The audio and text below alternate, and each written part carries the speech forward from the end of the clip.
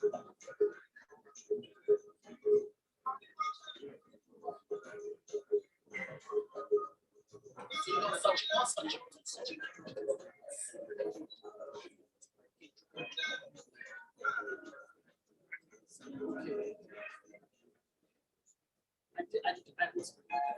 also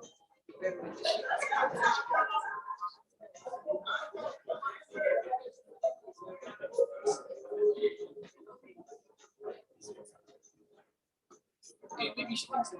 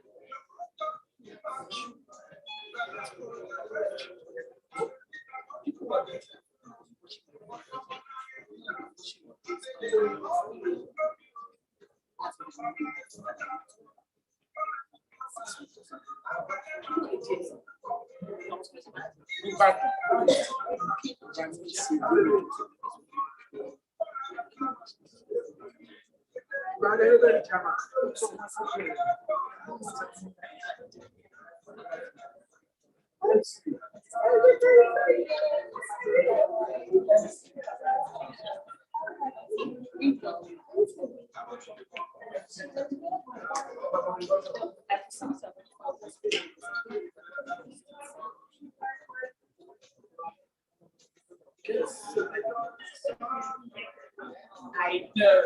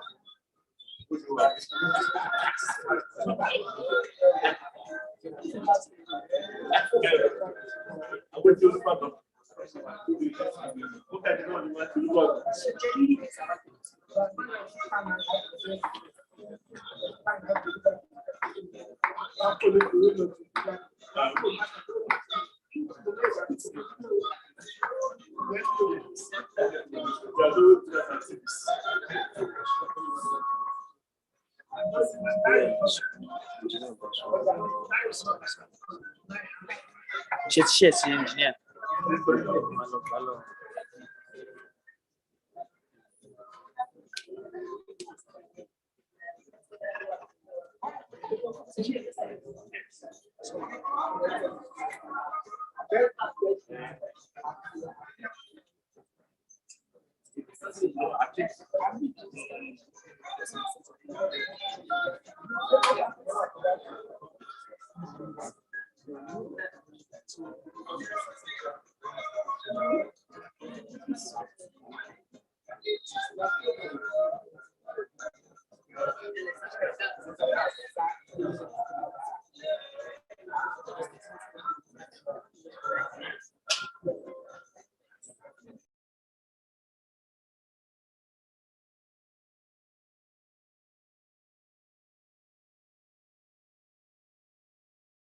Ladies and gentlemen, here present, you're welcome to today's occasion. It's indeed glad and one heart to be in your midst today. And there is something that I have noticed, and I'm indeed very, very happy about. Whenever there is a gathering of engineers, you will hardly see women in their midst.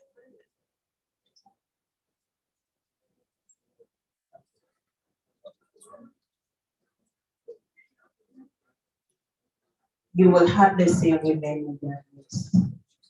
But today, I'm seeing a lot of beautiful faces, grandmas, mommies, ladies, pretty and beautiful women in our midst today. I guess it's because it had to do with environmental engineering. You know, women are multipliers. They love nature.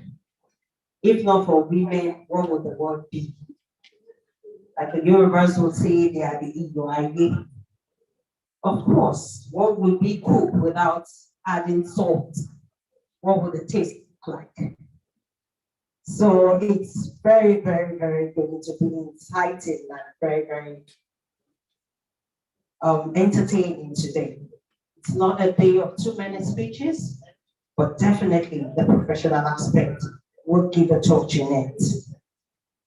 Before I commence, I'd like to recognize and call to the top table notable guests in our midst before we commence the program proper. We sincerely apologize for starting a little bit behind schedule. It was due to the Lagos insurgencies. We had to wait for some people, and we were still expecting to our invited guests. First on my list is the outgoing chairman of the Nigerian Institution of Environmental Engineers, Lagos State Chapter. She is the chief host and the permanent secretary in the Lagos State Government. She is the permanent secretary, Lagos State Local Government Service Commission. Engineer Mrs. Abiola Koshebe, FNSE, FNIEE, MASE. Please cue the applause.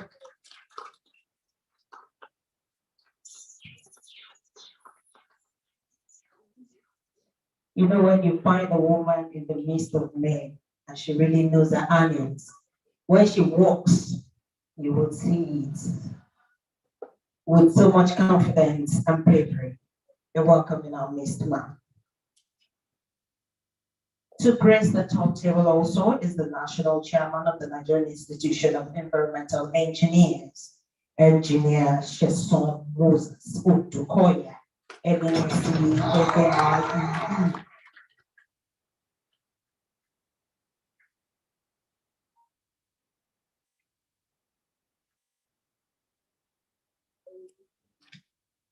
At this point also, we have a royal father in our midst. It is no other than His Royal Majesty, the Onite Tiku Owodiota Owawori Kingdom. Alayeluwa Oba Dr. Adeyanju Akoni Wasiu Ogunbayi.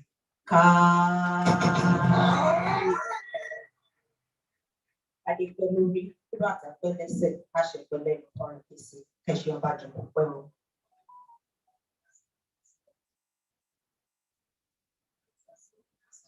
The Lagos State Chapter Chairman of the Nigerian Institution of Environmental Engineer, Engineer YUSUF MAJOLAGBE, NSE, should also proceed.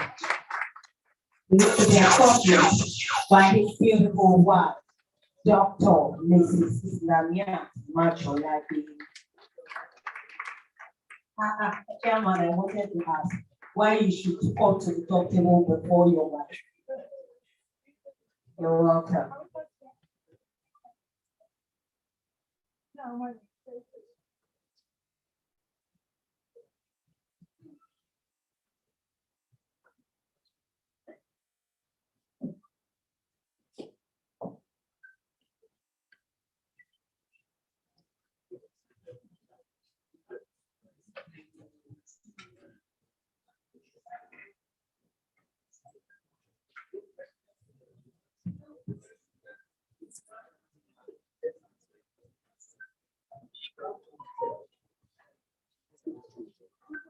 We also have in our midst to grace our top table today, Dr. Olajide Abiodun Babatunde, the Special Advisor to the Governor of Lagos State on agents and planning matters. He is ably represented today by the General Manager, Lagos State Planning and Environmental Monitoring Authority, Town Planner or Shodice.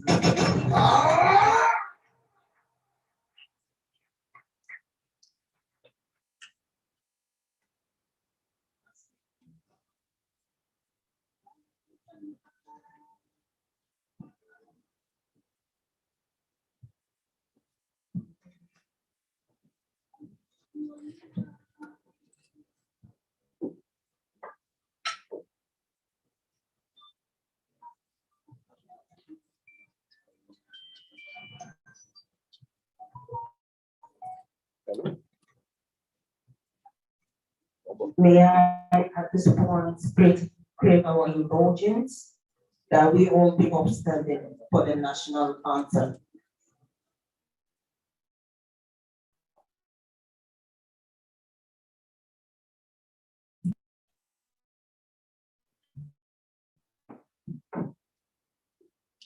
After the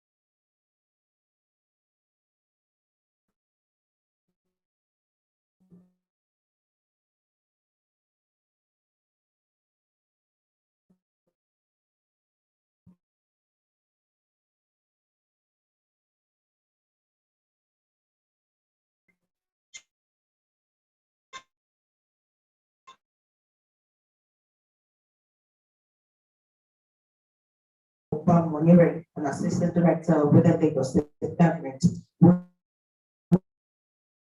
be the opening prayers. Good morning, everyone. Good morning, everyone.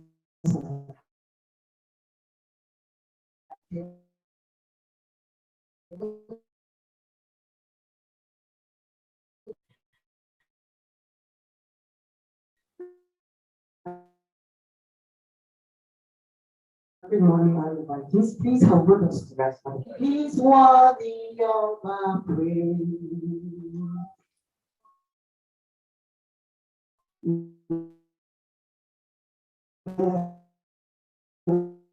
My to himself, all the Lord Jesus' name.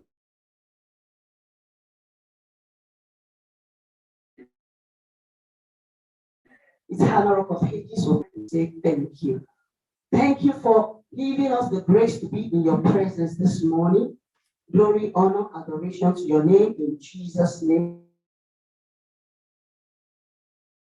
Father, I commit the institute to them in the name of Jesus. I commit the past executives of your mighty hand.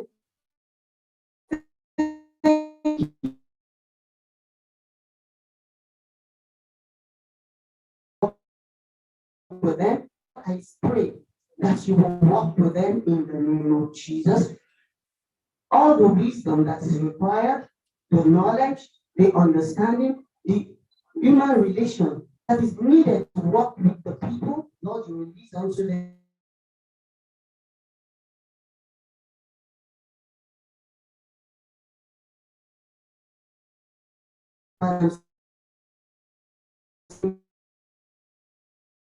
Thank you. Because the planning, you turn all through, you perfect all that has to be done in the name of Jesus. In all deliberation, you will take.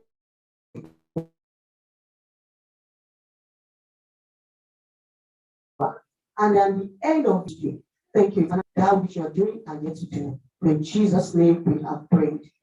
Praise the Lord. Hallelujah. Thank you very much, man. May the Lord bless us all. The permanent secretary, the Lagos State Local Government Service Commission, Engineer Mrs. Abiola Kosheke, FNSE, FNIEE, MASC, the permanent secretary, still on his way, the permanent secretary of the Lagos State Office of Drainage Services and Water Resources, Ministry of the Environment and Water Resources, the national chairman of the Nigerian Institution of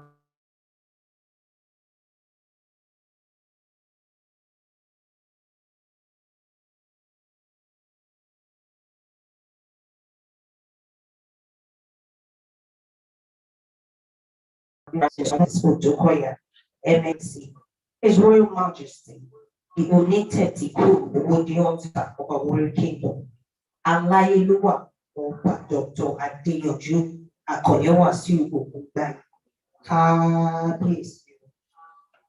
The Lagos State Chapter Chairman of the Nigerian Institution for Environmental Engineers, Engineer YUSUF MAJOLAGBE, NSE, and his beautiful wife, Dr. Islamiyat MAJOLAGBE, and his dear family. All members of the Lagos State Chapter of the Nigerian Institution of Engineers, our most distinguished awardees, the General Manager on his way, the State Wastewater Management last one, members of staff of the Lagos Local Government Service Commission here present, our most dynamic civil and environmental engineering firms here present, our sponsors, distinguished ladies and gentlemen of the press. I officially welcome you to today's program, which is the investiture ceremony of the 5th chairman of the Nigerian Institution of Environmental Engineers, the Lagos State Chapter. It indeed gladdens my heart to be in the midst of this wonderful and great minds, these people who conduct hazardous waste management studies to evaluate the significance of such hazards, advise on treatment and containment, as well as develop regulations to prevent mishaps. Seated here today are environmental engineers who solve problems we don't even know we have in a way we don't even understand. Can we please put our hands together for ourselves? I am Adepo Ramatullah. I will be your compere for today. I'm also a staff of the Lagos State government. The Lagos State chapter of this great institution was inaugurated in 2005. And I since then had 419 and highly experienced chairmen, with the 5th coming on board today. Permit me to say it was started with the chairmen such as Engineer Oglupa Mb Hakim, FNIEE, Engineer Kazim Waid, FNIEE, Engineer Macaulay Olagoki, FNIEE, Engineer Mrs. Kosheke Abiola, FNIEE also, who is the chief host of today's program. And today we'll see to it that we are having the investiture of the 5th chairman.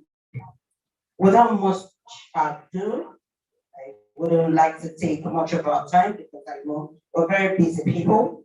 We will officially take the welcome address by the outgoing chairman, Engineer Mrs. Abiola Kushigbe, FNSC, FNIEE, MASC, who doubles as the permanent secretary, Lagos State's Local Government Service Commission. Can we please put our hands together for her?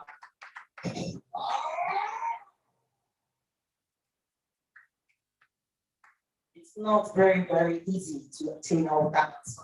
Me now, I don't know what will be at the back of my name now. Then you start it, so that will be like,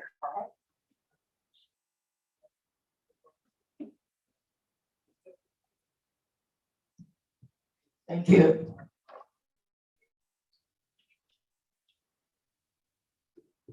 The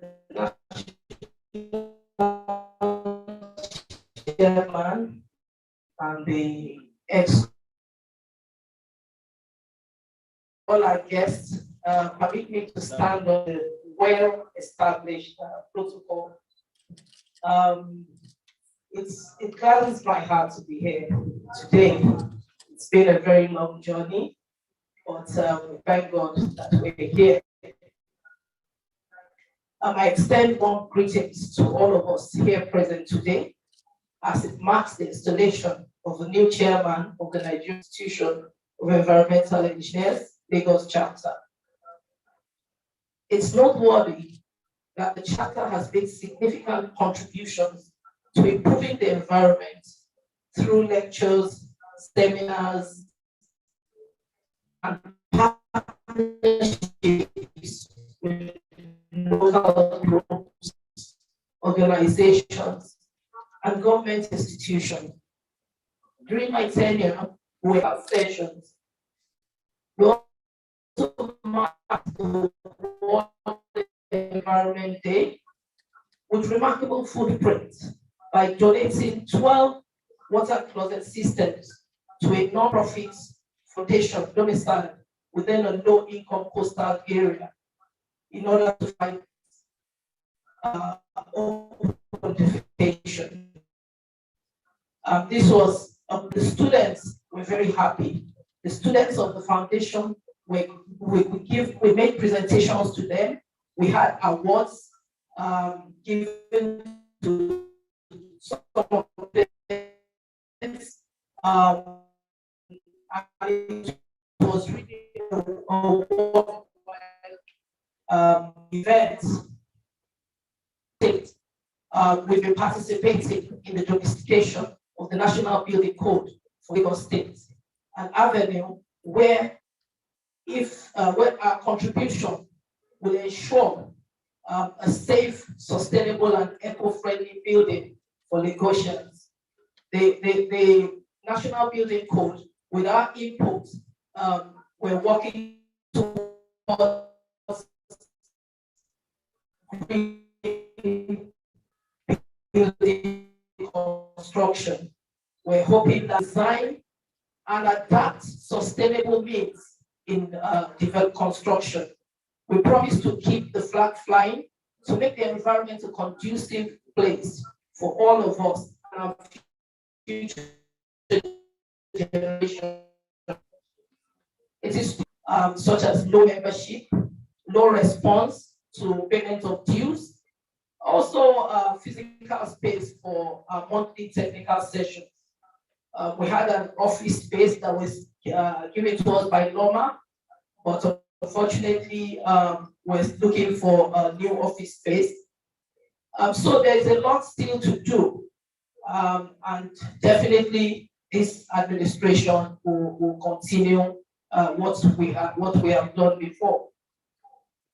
I'm convinced that given the dedication of incoming chairman and the returning exco, who have some of who have served with me, and we also have some new young executives who have joined us in our expo, and we're hoping we'll definitely keep the flag of NIEE Lagos chapter flying. I believe that other creative solutions will be utilized to solve a lot of the problems, or some of the problems that have been highlighted. with the support of all members and fellows of the institution, I will advance to a position where NIEE Lagos chapter will be an influential body and have a stake in sustainability within the state and the nation at large. I'd like to thank the outgoing executive members and concerned members who stood by me during my tenure, especially through their financial and moral support. Despite the aftermath effects of COVID, the institution was able to adapt to the new norm, thrive, and record successes. I pray God will continue to reward us all abundantly. Again, I welcome you all to this remarkable event, which ushers in a new, exciting, and fruitful term. Let's relax, unwind, and enjoy the events of the day. Thank you very much, and God bless.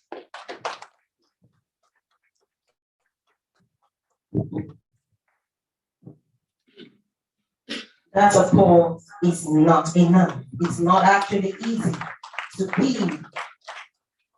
an FNSE, FNIEE, and FASE. Huh? I repeat it well according to the state. So for me, just calling them, it was a lot of work. So I imagine what all you put through to be what you are today. May the good Lord grant you more strength to go higher. Thank you very much. And with that achievement, we will all agree that she has indeed contributed her own quarter to the development of this great institution. And she is still doing more. And we pray that our successors will have testimonies to share at the end of their own tenure also. It's time for us to listen to the opening address by the National Chair, Engineer Sheson Moses Utukoya, MNSE, FNIEE. Can we please put our hands together as it comes to the board?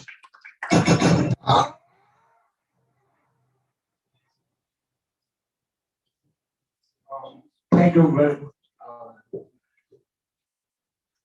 Good afternoon, everyone. I want to start from protocol. The protocol says that this day, Chapter Chairman, Lagos NIEE,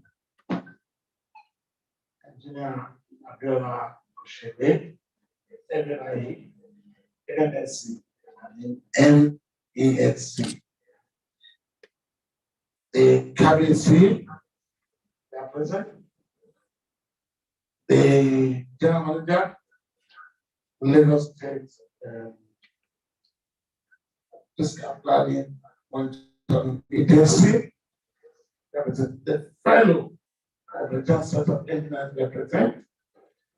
Yes, my immediate past chairman, represent, is also one of the elders of this meeting. The National Executive here present. The state chapter executive here present this morning. One of our fellows that is in the house, I need to mention his name, so our mentor, Engineer Abiodun Ayemi. Welcome, sir. You don't have the recognition when we came in. They are the one into service that took us into the television. And that's where we are in engineering today. So, partly to talk to something. The incoming chapter chairman, Engineer YUSUF MAJOLAGBE, MNSC, NIEE, and Madam Dr. MAJOLAGBE, thank you for giving time to for him to start economy.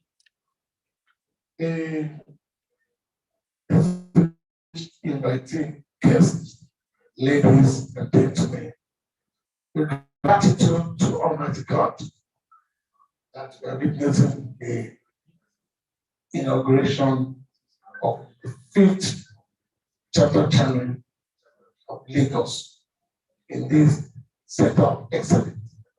They've done so much where we must count in the national place. But I need to just give them a round of applause for their works and all the adventure, we don't call chairperson. He did a lot by putting the name of this institution on track. And at national level, most times when we do compare with them, other institutions will only come. We know what they've done, push us forward. And got so much from behind to the front. So thank you for, and also she is the permanent secretary, president permanent secretary Lagos State Public Service.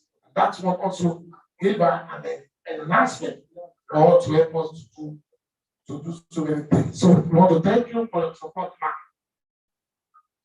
Thank you very much. So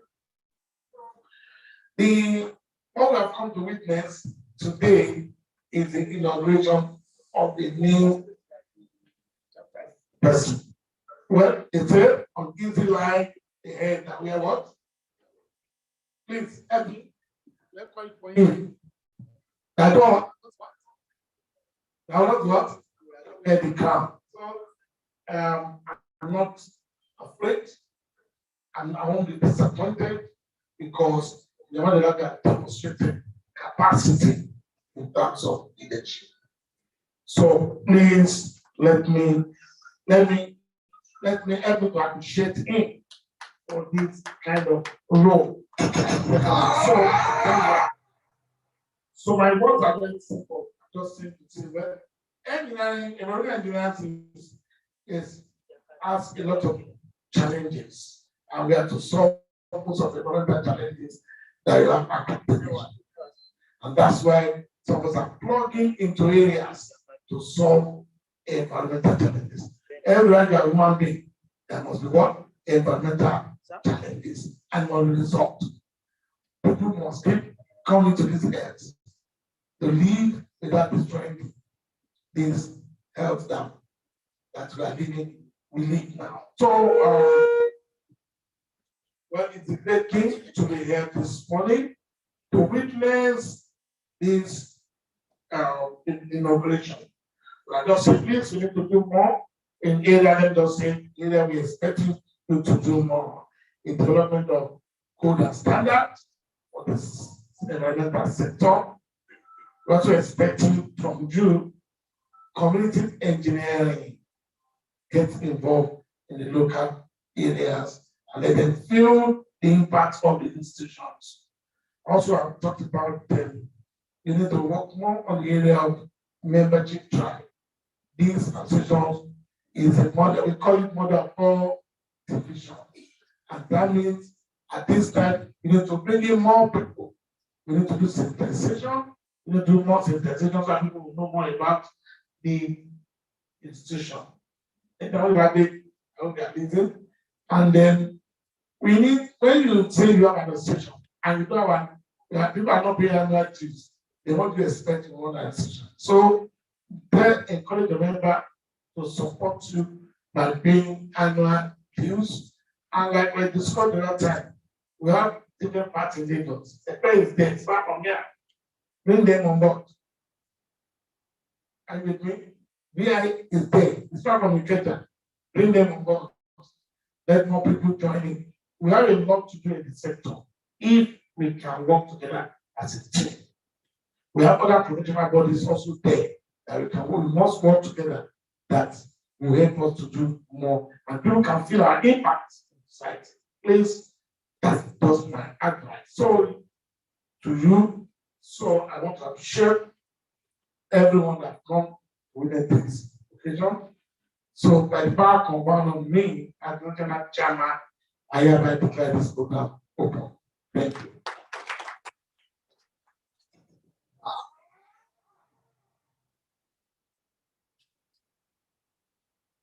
Thank you very much, sir.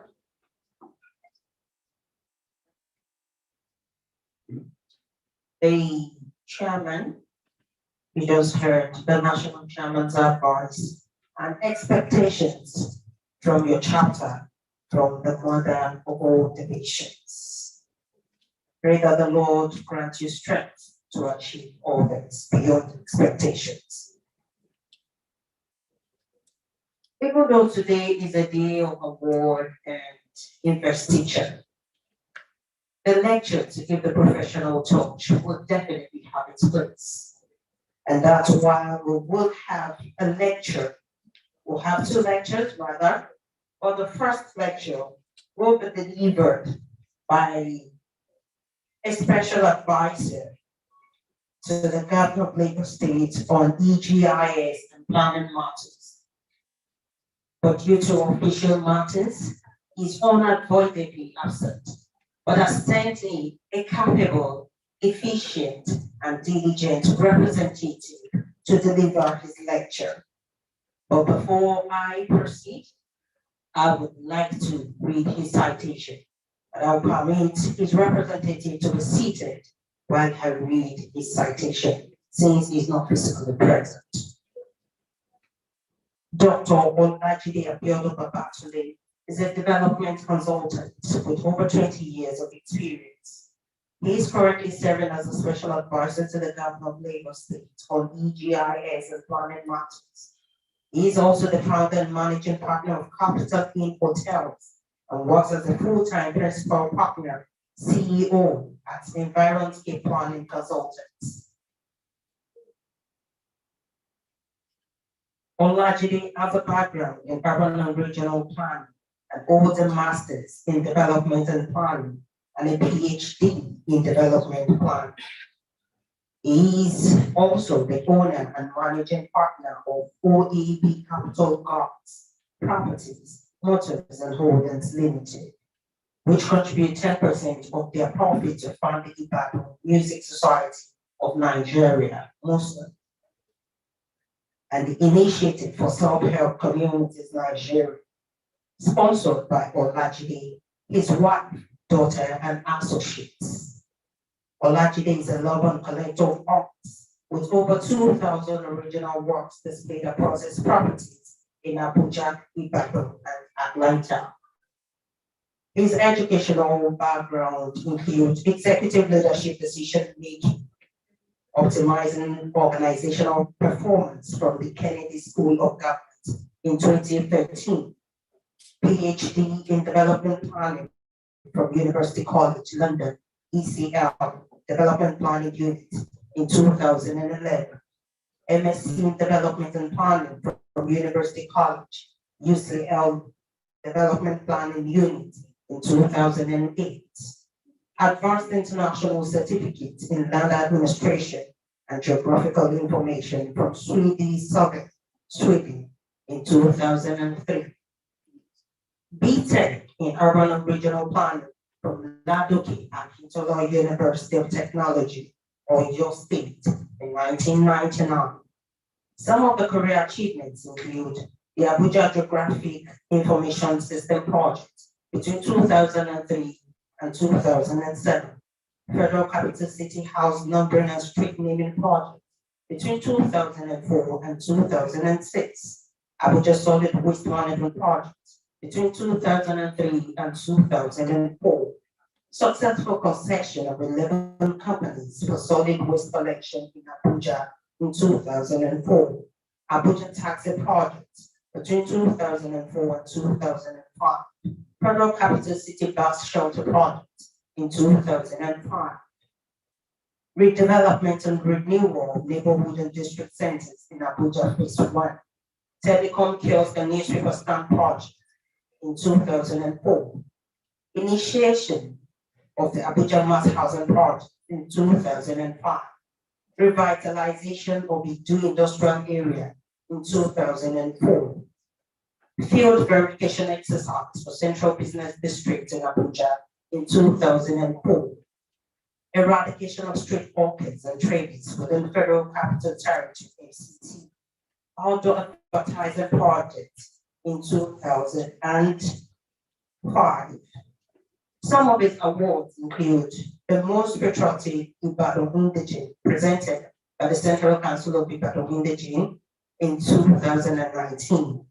Heroes and Mentors of Education, presented by the Oyo State government.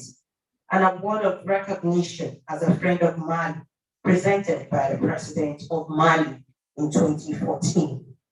Some of his career timeline: the Special Advisor to the Governor of Lagos State on EGIS and planning matters, Principal Partners, Environscape Planning Consultant, Country Director, the Special Assistant to the Minister, and a whole lot of others. If I have to keep reading, it will take the whole of our time today. I present to you Dr. Olajide Abiodun Babatode, ably represented here today by Town Planner Osho Darisi, the General Manager. Can we please put our hands together for him?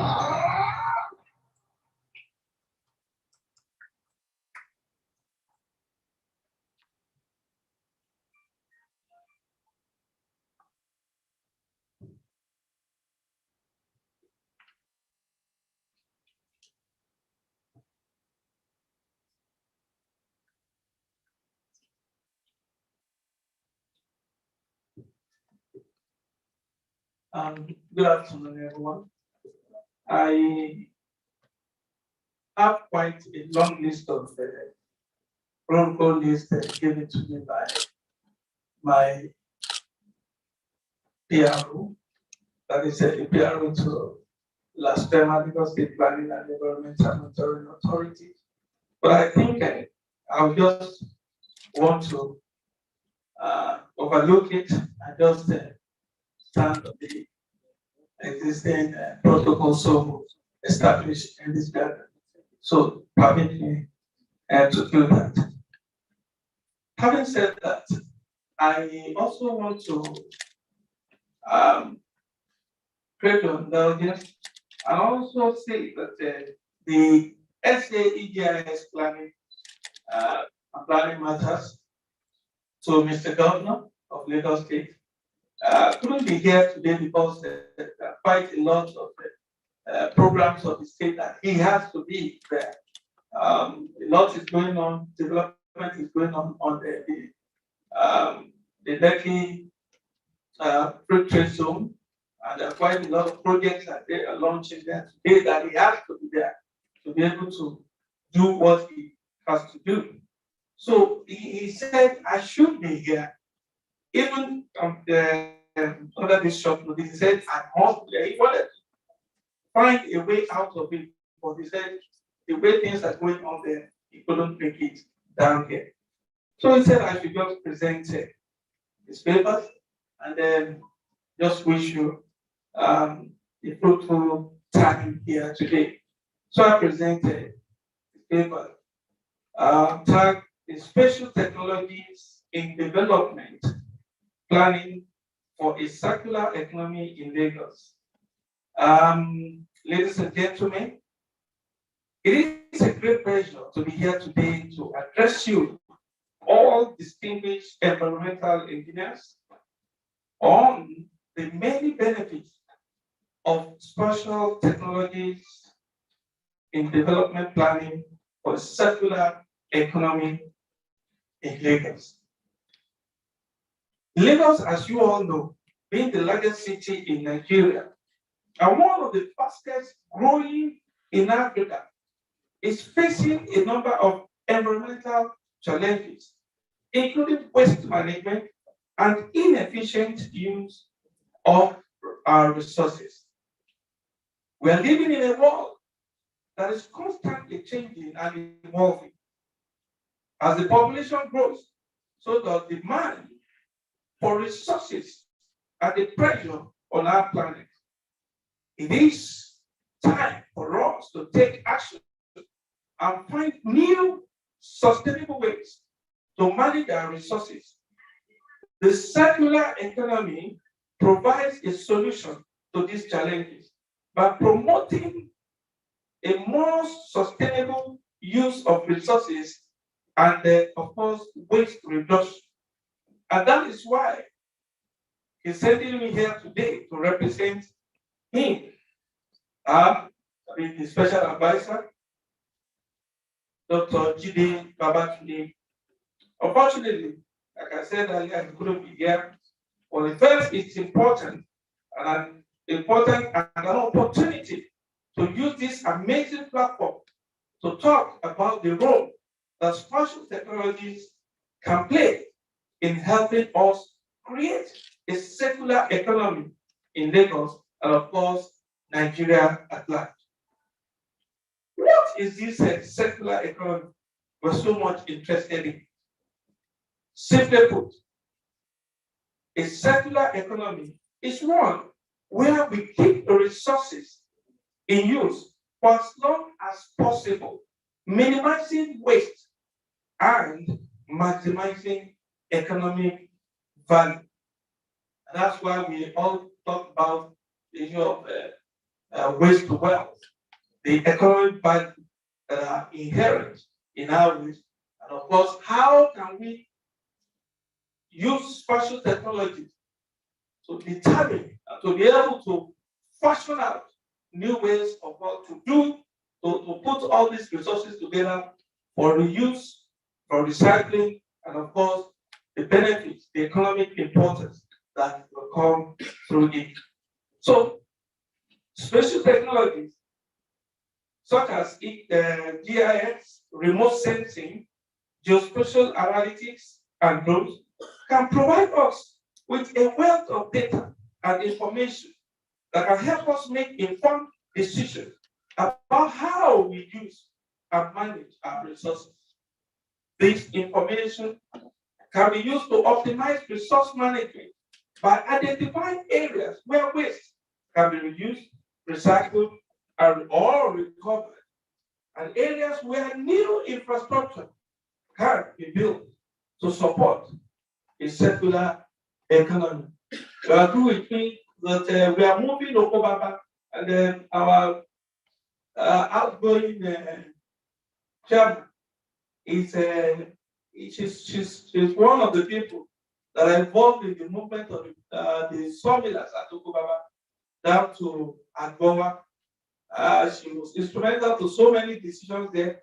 Today, we now have a recycling factory there, powered by Loma and of course the Ministry of Environment, Environment. So that factory is there today. And that's the reason why the factory is there is because we have the sawmill there who will be generating sawdust and other waste. So they'll be turning that to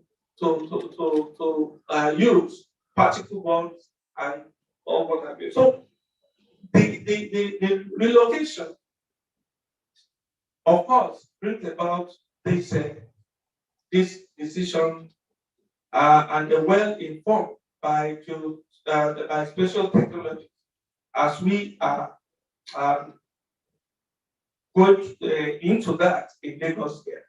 So GIS, this information can be used to optimize resource management by identifying areas where waste can be reused, recycled, or recovered, and areas where new infrastructures can be built to support a circular economy.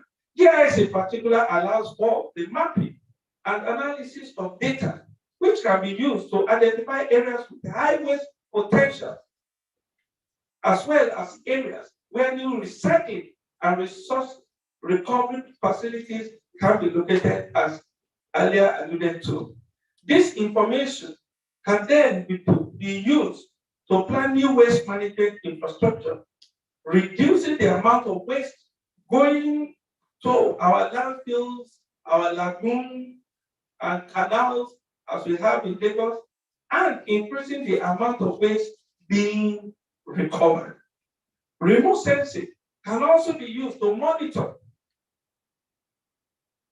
changes in land use, such as urban expansion and deforestation, and to track changes in the quality of air and water, providing information on the impact of waste on the environment. Geospatial analysis, which combines GIS and remote sensing data with other data resources, can be used to create models of the waste management system, allowing decision makers to see the impacts of different waste management strategies and make an informed decision. In all of this, let us not forget the role that citizens can play in creating a circular economy using special technologies, that is, stakeholders engagement, that will educate the public, encouraging them to adopt more sustainable habits and make informed decisions about their own impact on the environment. However, it is not just about collecting data and making this engaging. It's about analyzing and synthesizing all the data collected, using them to drive the necessary change for our world that is under the ravage of human activities, which have led to the alteration of our climate equilibrium state. Distinguished environmental engineers, the Gujas are here in Lagos to support the practice of your profession. How do I mean? You can approach us at the Ministry of Physical Planning and Urban Development, the EGS and Planning Office, headed by the SA to the Governor Dr. Jide Babatunde, as Lagos data mapping is ongoing. That will replace the 2009 mapping exercise. Of course, I ought to say that your immediate past chairman was highly instrumental to a lot of good work that the ministry is doing in this area while she was the permanent secretary of the ministry. I remember that she was actually the one that created a unit that was working under her. We call them the drone people. Drone team, yes, thank you, God bless. Drone team. They are actually there, and they will have young men, very energetic, smart young men who are out there doing all the instructions, doing all the things that she will tell them to do. Go and capture this. And for all those places that are being captured, they become a place for us planners where we can relate to and begin to deal with them, to take decisions and do certain design and make very meaningful policies that will drive the physical planning and of course urban development of the state. So I think you have someone very resourceful among you. So just let me appreciate her by giving a clapping for her for the good work she did in the Ministry of Physical Planning. Now, EGS office will be establishing the Land Information Center that will be domiciled in Land Bureau to warehouse the current land administration automation using agile technology that sits on Tomato Solutions. Survey Information Center to be domiciled in Office of Survey General, OSSG, and Lagos Next domiciled the Ministry of Physical Planning and Urban Development, which will give a quantum leap to automation of the planning permit process. Furthermore, the draft Lagis bill is before the Executive Council, and when enforced, will be a fulcrum for all the automation going on in silence. Let me also mention here that there is an e-monitoring using Lagos Capture and Lagos Watch going on currently in Lagos that is using the satellite technology. This is also helping us in taking decisions around the Lagos Green Building initiative. Our new policy we are working. Our new policies we are working on in the state, that is Lagos Urban Development Policy, is also driven by various special various spatial technology techniques. An agency that has been in creation since 2001, which is the agency I'm heading today by the grace of God, that couldn't achieve on its mandate of putting orderliness on all setbacks and incidental open spaces in its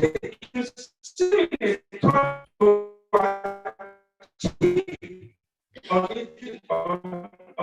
its mandate, owing to this new technology being deployed by the government, Mr. Babajide Olusola Sanwo-Olu, who is passionate, ready to be spent and spent on because it is going to provide a repertoire of knowledge for all decision makers in all human endeavors. In conclusion, I believe that special technologies offer us a powerful tool in that quest to create a secular economy in Lagos State, especially with our huge population and impacted by various pull factors into Lagos State. By necessity,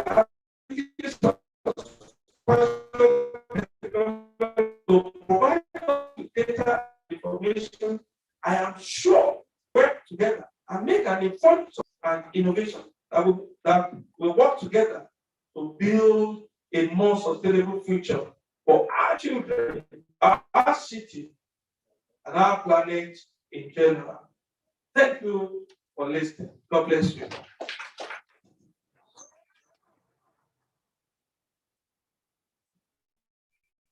Thank you very much, sir.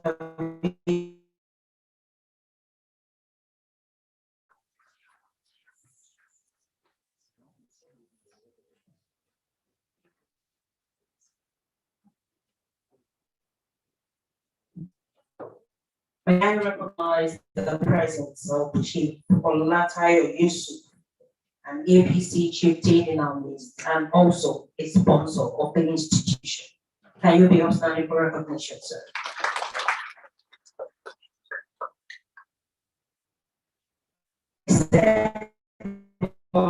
In area. I said environmental, don't even know we hear. And they solve it in a way that we can't even understand. Can imagine that the geospatial information and geospatial, what the speaker was saying, I can't comprehend, let me not lie. I cannot comprehend. You know the funny thing? Every mother wants a child to be a science student. And so was my mom. Science no machine, you'll be a medical doctor. And I said, okay, it's fine. They used to respect medical doctors, I'll be one. And then I didn't listen to my calling. I went to the science class. First term, chemistry, physics, over 100. Chemistry was like 80 something. Physics was like 40 something. And literature was 80, 90. Government was 70, 80. I thought, no, I didn't sit up. First time in SS1. Second time, the same thing happened. And the one straw that broke the camel's back, the physics, no, I'm not even good in maths already from time.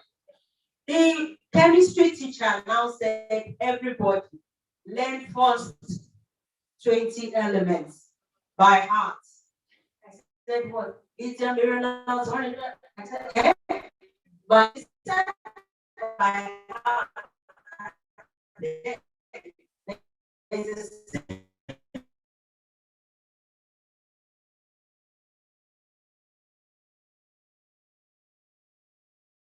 I will not lie to you. Do not listen to your mommy.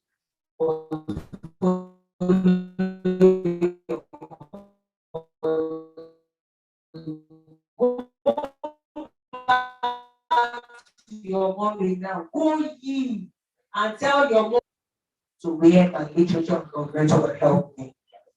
So maybe that's why I still did not understand the geospatial. I'm almost sure it gives me this. I still don't understand. So I give to you environmental engineers in the house. Put your hands together for yourself. You're really, really awesome.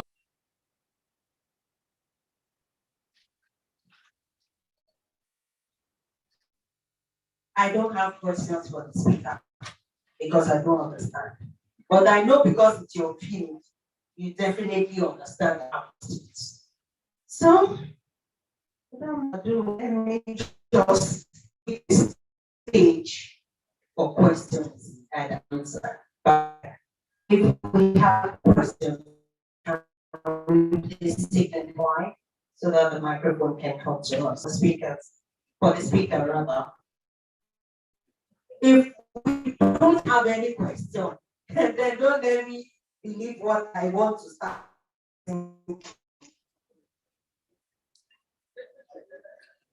I didn't say anything, no. I didn't say anything, sir. National chairman, it's not me that said it too. Questions?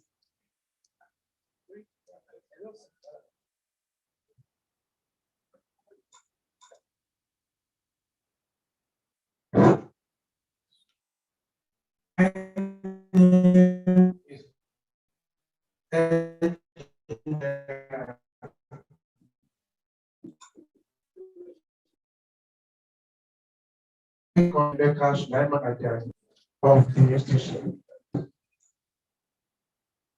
The speaker.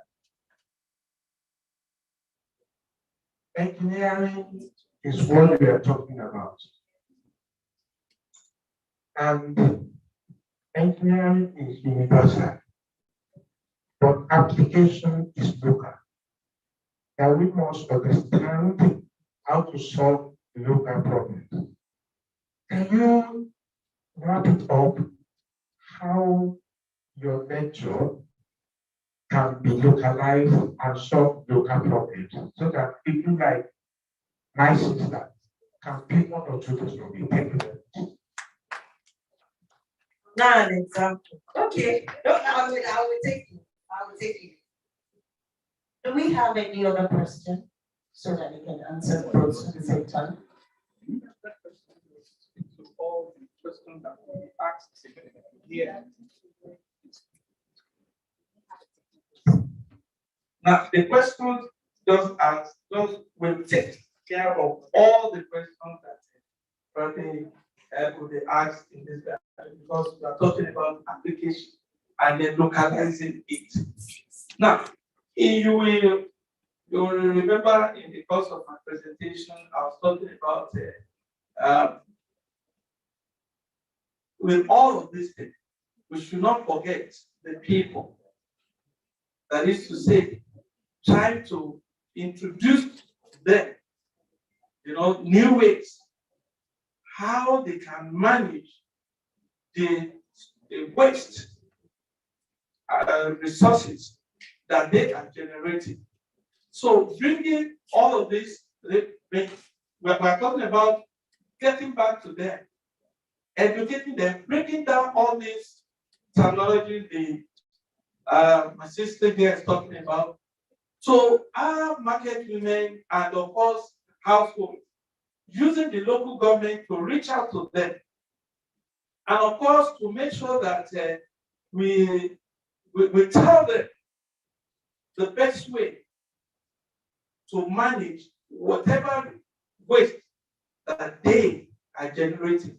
Not only that, to be able to also open their eyes to the benefits that are inherent in it. It could be financial, it could be even their own health and their own well-being in general. So that is on the part of the people, and of course for the corporate bodies to open their eyes to new investments, to new areas where we can actually put money. Because I want to say that is one area very green in this country, where it's calling, crying for investment from the private sector. It's an area.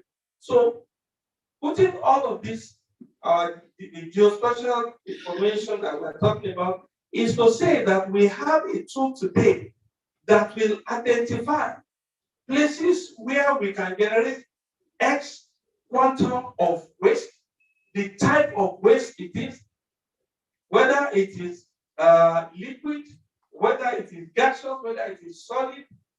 This, the geospatial techniques will reveal all of this, and of course, we'll be able to give us direction as to where and where to put some of the infrastructure that will take care of this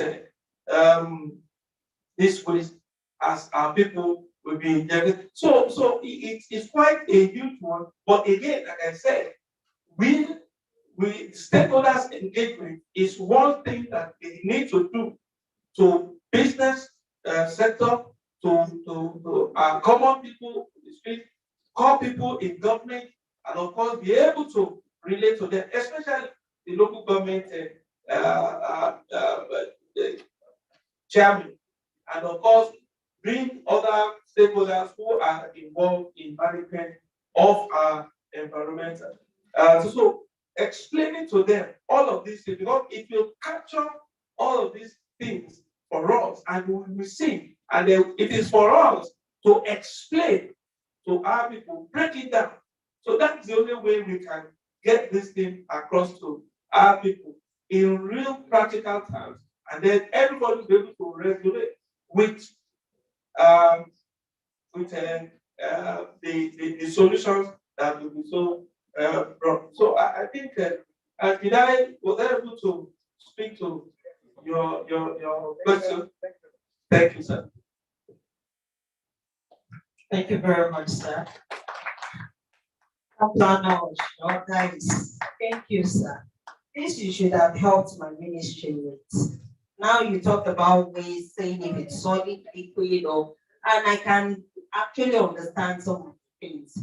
Thank you very much, sir. You just actually did to me what I did to the wife of the chairman some times ago. She happens to be a director in the Lagos State Public Service. She's a medical doctor. And she happened to be a doctor I consulted one time while I was not feeling fine. And the first visit, she did a diagnosis and told me to do some medical checkup, some tests rather. I went for laboratory test, came back. She referred me for another one. I came back, she referred me from another one, and all she keeps saying is, and from the day of the test, we can see that the environment, and the third time I told her, Dr. Major, please, can you tell me what is happening, because I'm not doing any tests now. And she kept quiet and said, Madam, Etipino. And I said, yes, I will be angry. This is money I'm spending. I come back and you tell me different medical terms. I don't understand what you're saying. What is wrong with me? Tell me. And then she came down. She explained some things and said, if you don't do this, I can't see what is wrong. I said, hey, you would have come down to my level. Speak the one I understand. You don't just be taking my money and you said, she said, is it the money that's actually paying? I said, that's part of it, so you can understand. So actually now that engineer Olaleko asked Tampan Osho to come down to my own level for the purpose of the market women to solve this problem, which he actually did, and I'm sure now a whole lot who are not engineers sitting understand like I do. We also recognize the presence of the General Manager as well, Engineer Adebola Matun. You're welcome in our midst, sir. There will be a little adjustment in our program while we're expecting the second speaker for today. We will take the inauguration of the incoming chairman. So I will, at this point, read his citation. And before I do that, I only request that you be out here upstanding while I read your citation.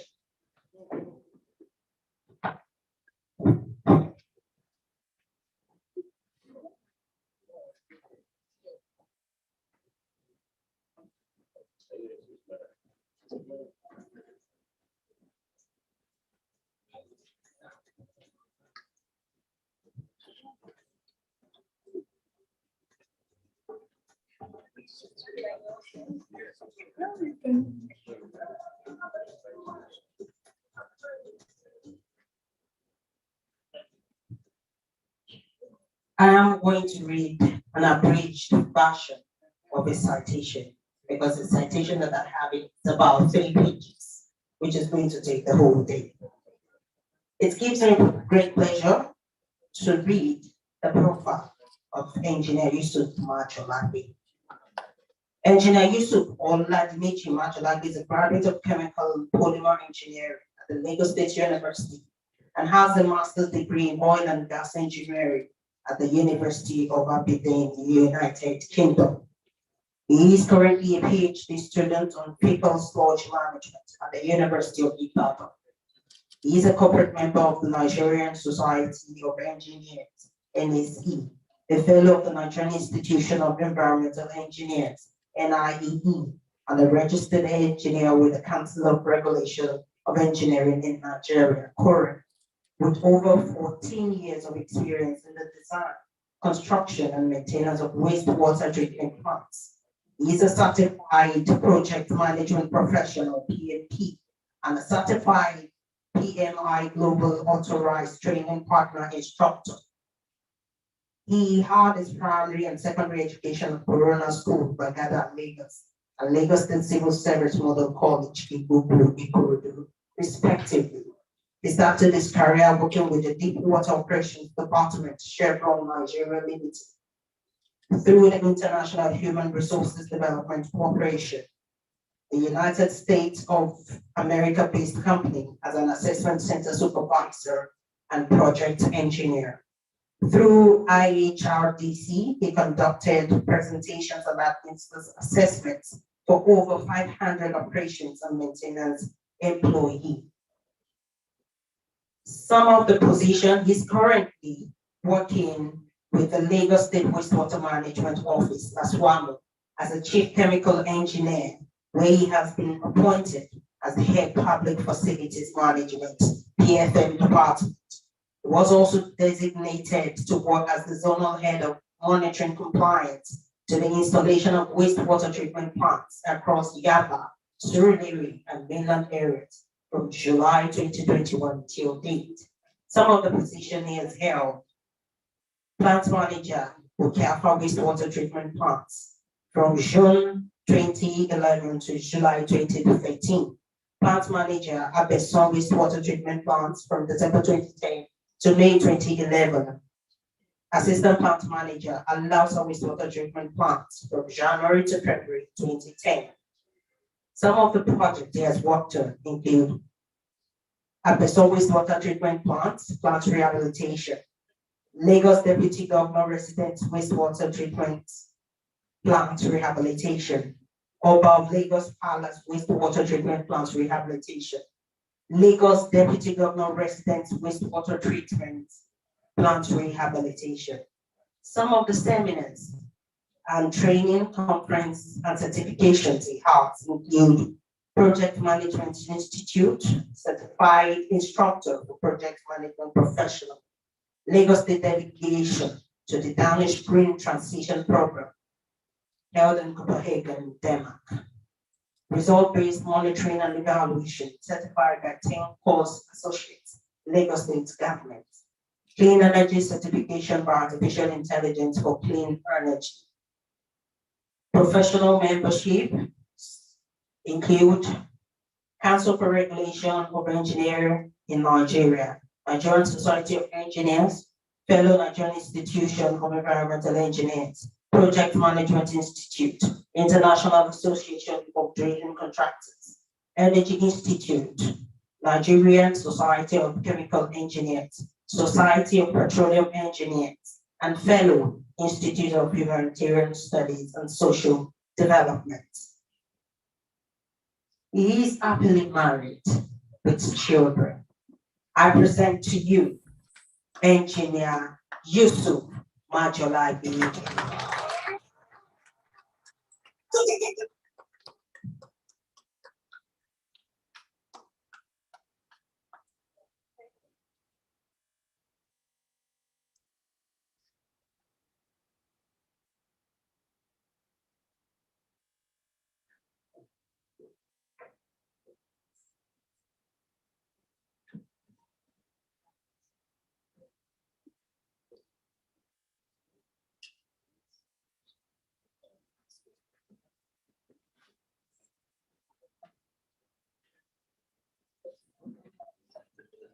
May I call on the hosts of today's program, the immediate past chairman, outgoing chairman of the institution, Engineer Kushibi Abiola.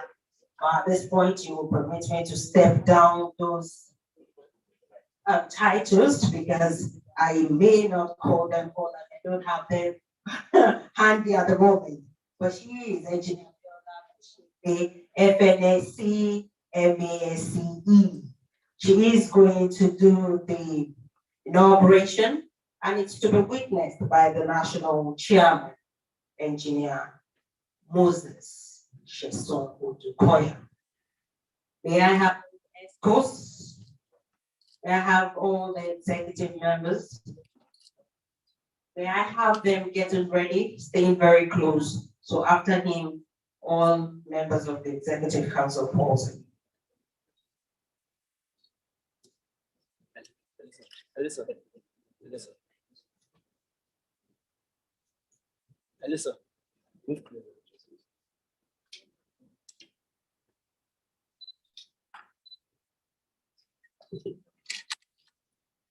So, Engineer MAJOLAGBE, you're about to take the oath office of the chapter chairman.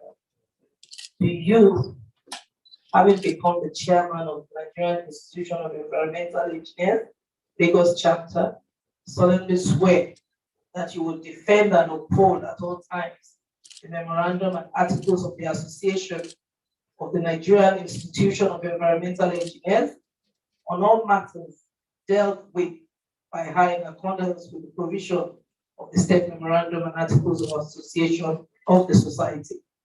Yes, I do.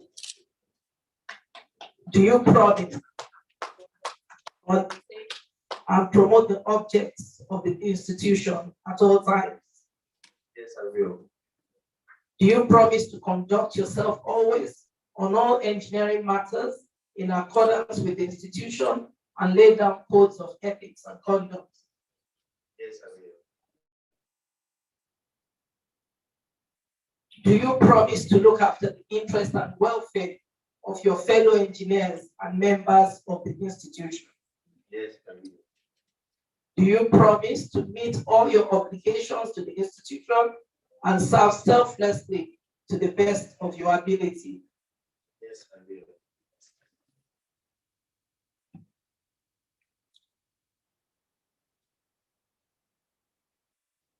I am, before everyone present at this investiture ceremony, pledged and sworn to uphold and defend the memorandum and article of association of the Nigerian Institution of Environmental Engineers, to conduct my engineering practice with discipline, sincerity, and fairness, and to show interest in the affairs and welfare of my fellow engineers and members. So help me God. Thank you very much.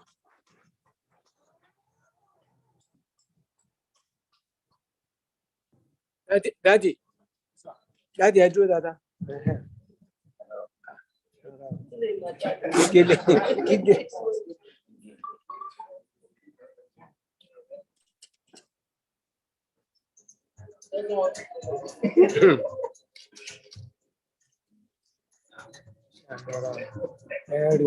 Scarf,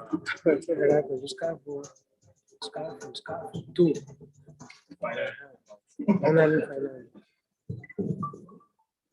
Okay, I hereby transfer the office of chairmanship to Engineer MAJOLAGBE. Please let's clap for me. I get it. You es uma dieta.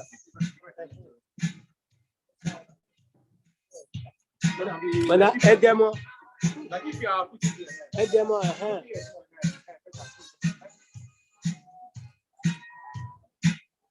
your hand up. Put your hand up. Put your hand up. Put your hand up.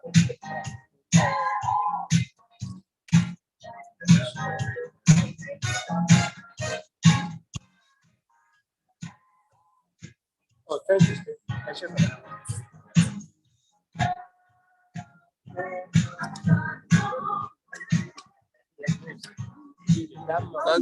Congratulations.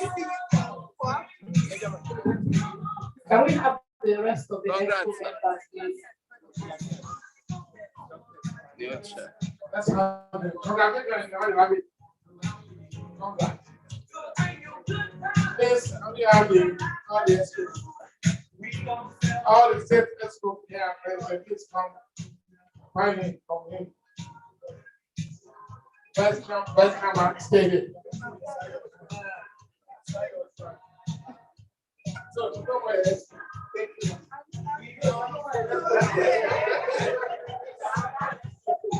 Come on. I want that picture.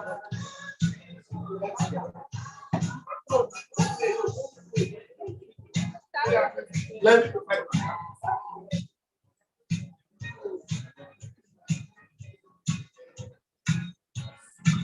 Okay, so we'll just say, I do.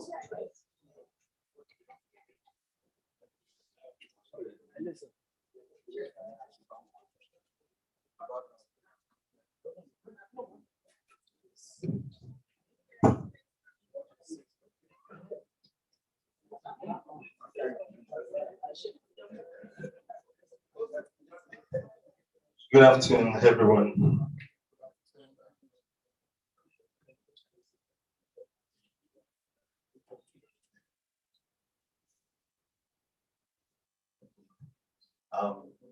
I want to stand on existing protocols to read the oath of office for the new set of executives to drive this chapter. I'm sure they are ready to ensure that the flag keeps flying. Thank you. So you would say, yes, I will, after each of these very weighty statements. Are you willing and ready to administer with the oath of office as an executive of NIEE Lagos chapter? Yes. Do you, having become an executive of the NIEE Lagos chapter, solemnly swear that you will defend and uphold all times the bylaw of the institution and accept as binding all decisions of the Council of the NIE on all matters dealt with by her in accordance with the provisions of the said bylaws of the institution? Yes. Do you promise to undertake and promote the objects of the institution at all times? Yes. I didn't hear that well. Yes. Okay, thank you. Do you promise to conduct yourself always in all engineering matters in accordance with the institution's laid down code of conduct and ethics? Yes. Thank you. Do you promise to look after the interests and welfare of your fellows and members of the institution? Yes. Do you promise not to query or take any legal or embarrassing action against the institution in any action the institution may deem necessary against you? Yes. Do you promise to meet all obligations to the institution and serve her selflessly to the best of your ability? So you will say this after me. You will mention your name. So, hi, YUSUF MAJOLAGBE, have before everyone present at this ceremony, okay, pledge to all and defend the bylaws of the Nigerian Institution of Environmental Engineers, a division Nigerian Society of Engineers, to lead the institution and conduct the affairs of the institution in accordance with the best engineering practices, sincerity, discipline, and fairness, and to show interest in the affairs and the welfare of my fellows and members of the institution. So help me God. Thank you. Let's clap. To you, the new ESCO for Lagos, for the new, for this new tenor, for this new year. From the IPC to the chairman and other member. Thank you, everybody, to welcome them.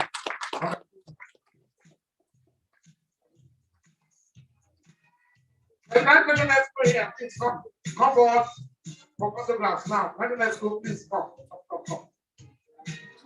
Thank you. Yes. When the past chairman and fellow and elders are here, let's come immediately. Photograph. Yeah. Let's do photograph fast. Yeah.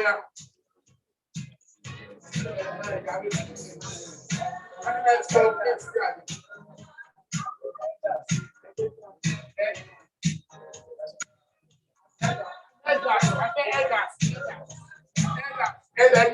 Please come. Please. Past chairman and elders, please come.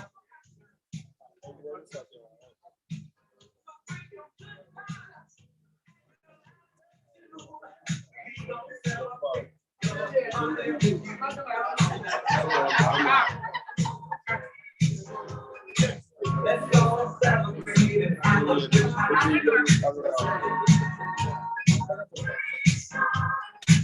We gon' celebrate and have a good time. It's time to come together. It's up to you. What's your pleasure?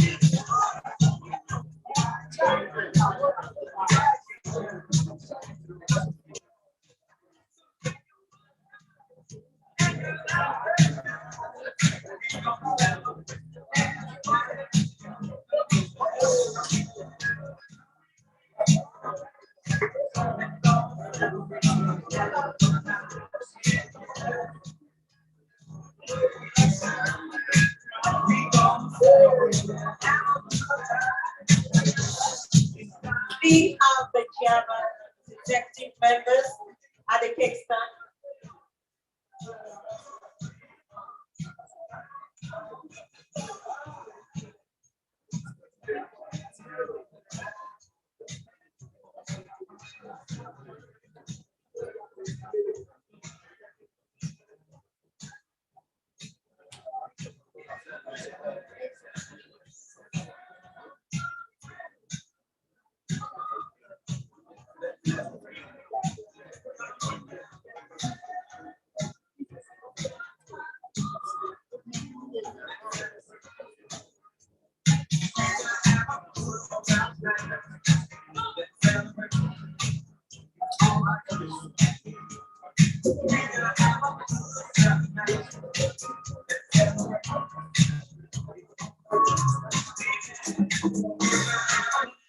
Welcome the arrival of the second speaker, Mr. Ademola Ogunbanjo, Executive Vice President, Owando Clean Energy Limited.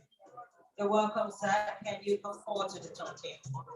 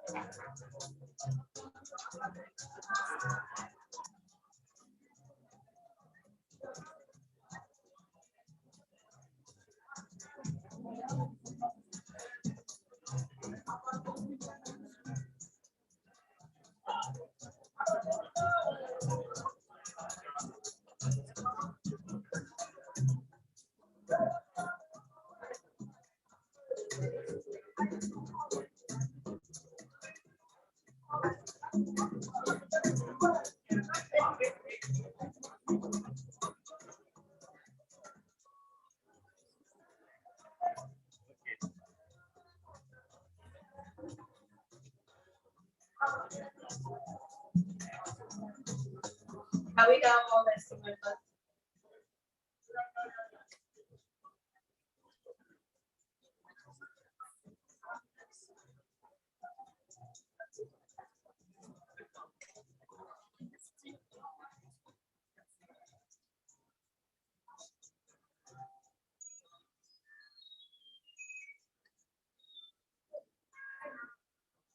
We recognize the presence of Comrade Afis Bolaho, the chairman of Wamaston Lagos State Chapter.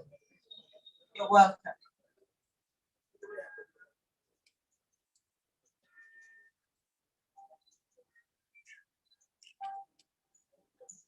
And we have all members of the talk table join them, please. Can we have all members of the talk table join them?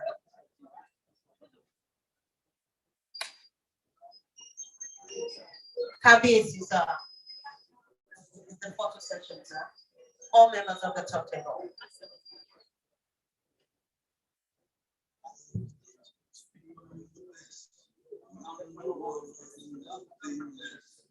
To my destiny, I have waited patiently. I have been shown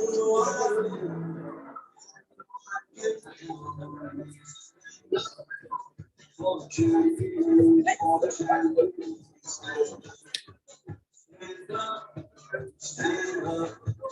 For the champions, for the champions. Stand up.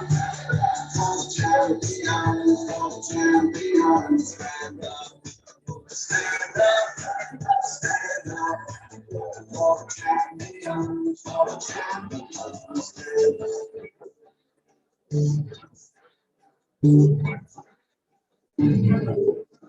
Can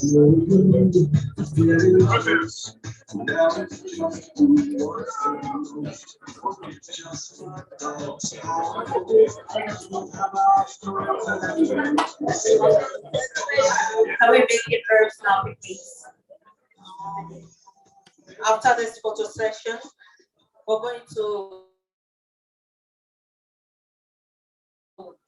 have the University chairman here on the podium for his inaugural address.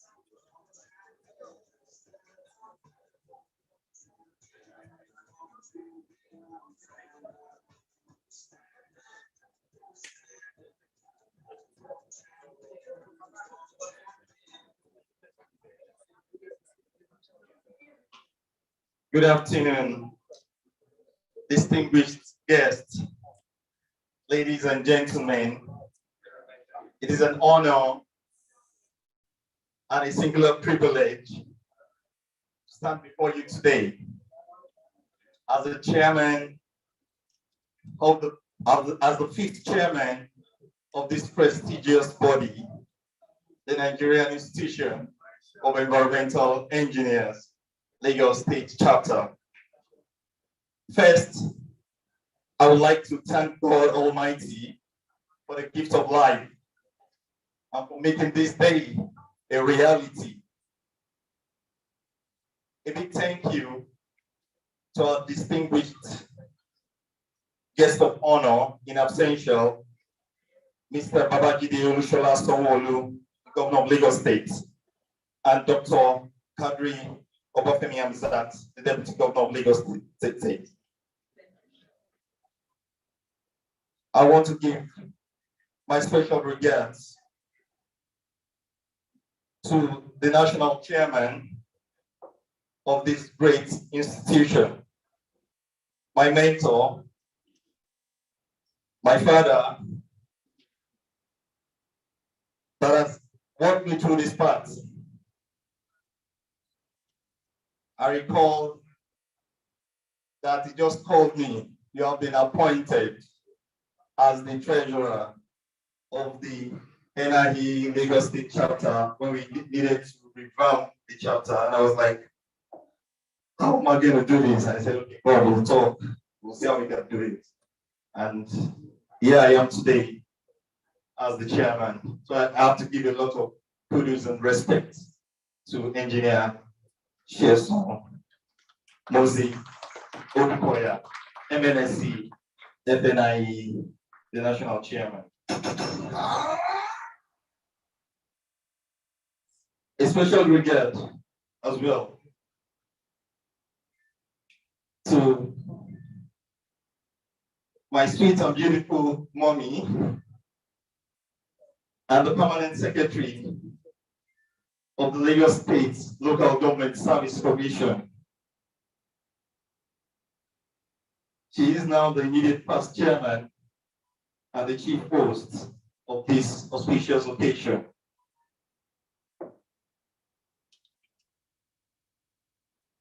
She is no other person than Mrs. Abiola Kusheke, FNSC, FNIE, MESCE.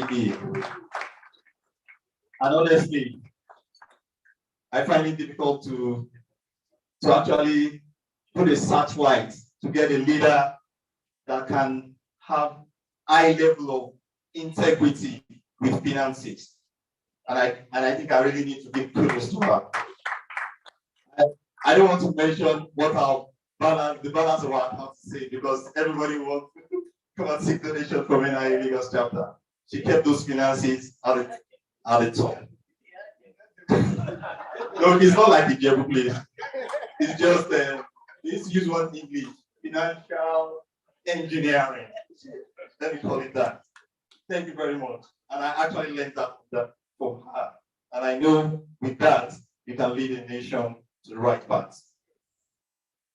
I want to give my special regards to the Royal Father of the Day, His Royal Majesty, Oba Dr. Yes, the doctor, I repeat, the doctor, Adeyanju Akoni Wasiu Ogunbayi, the Onitete of an Ulu of Owode Kingdom, and he is the Director General of the Royal Majesty Heritage Forum. Kabiesi, we are highly honored to have you here. Thank you very much, sir. I want to give my special regards to the guest speakers of today, particularly the special advisor to the governor of Lagos State on EGIS and planning matters. I recall the meeting we had at the governor's office at the instance of Engineer Kushige. He actually made me, in the instance of all the top dignitaries, to announce this auspicious occasion. So I knew very well that he was highly interested in coming to this occasion, but I know the powers that be and the workload on it didn't allow him future today. But I can say he has been heavily represented by a general manager in the state civil service. And the personality in question is someone that I actually recently met at the domestication of the National Building Code. I mean, he was the one that actually drove the discussion, because the SC asked them, do we have any general manager or any permanent secretary here present apart from Engineer Abiola, and there was no other person. So he actually came down, despite his position, to participate in ensuring that the National Building Code is being domesticated for Lagos State, and he was passionate about his position to have a greater Lagos. So I want to thank TPL Osho Daisy the General Manager of LASWEMA, thank you very much for standing in position for the SA to give the speech for today. Thank you very much, sir. Some time ago, last year, I was in Denmark and I met a very intelligent, a very special and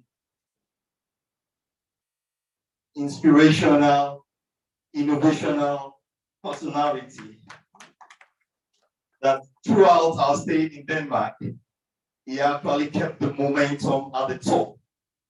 He actually kept the momentum at the top to the extent that I don't want to say what was happening in that trial or that group. So we have the, to speak to us today, and I'm sure you will testify after his speech that he's actually an orator, and he is the executive vice president of Orlando Clean Energy, and is very passionate about the environment. I think you need to have attended the last climate change conference that was held at Cairo, where he gave a speech on behalf of the nation. That speech was actually captivating, and that was the first thing Nigeria Kushige told me that, oh, you mean the man that gave the speech at the climate change conference? I said, yes, he is the one for me. So, and that is the other person there. Mr. Ademola Obubanjo. You're most welcome.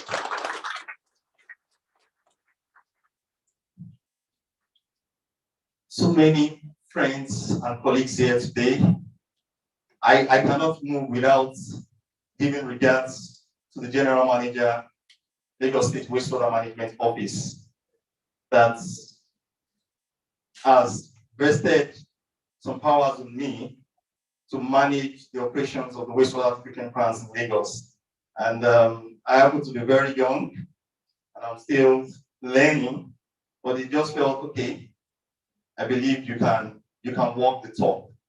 And he brought me in as the head of operations at the Lagos State Wastewater Management Office. I want to give my special regards to my brother, Engineer Adebola Matomi. Thank you very much, sir. And in fact, along this week, he knew quite well there were so many assignments with the governor, with the commissioners, and I was like, what's in on here? Okay, don't worry. Just let me know, call me, then give me all the will, power to ensure that I'm able to participate and organize this event very well. Thank you very much for that once again. If I have to continue, I have past national chairman, I have my mom.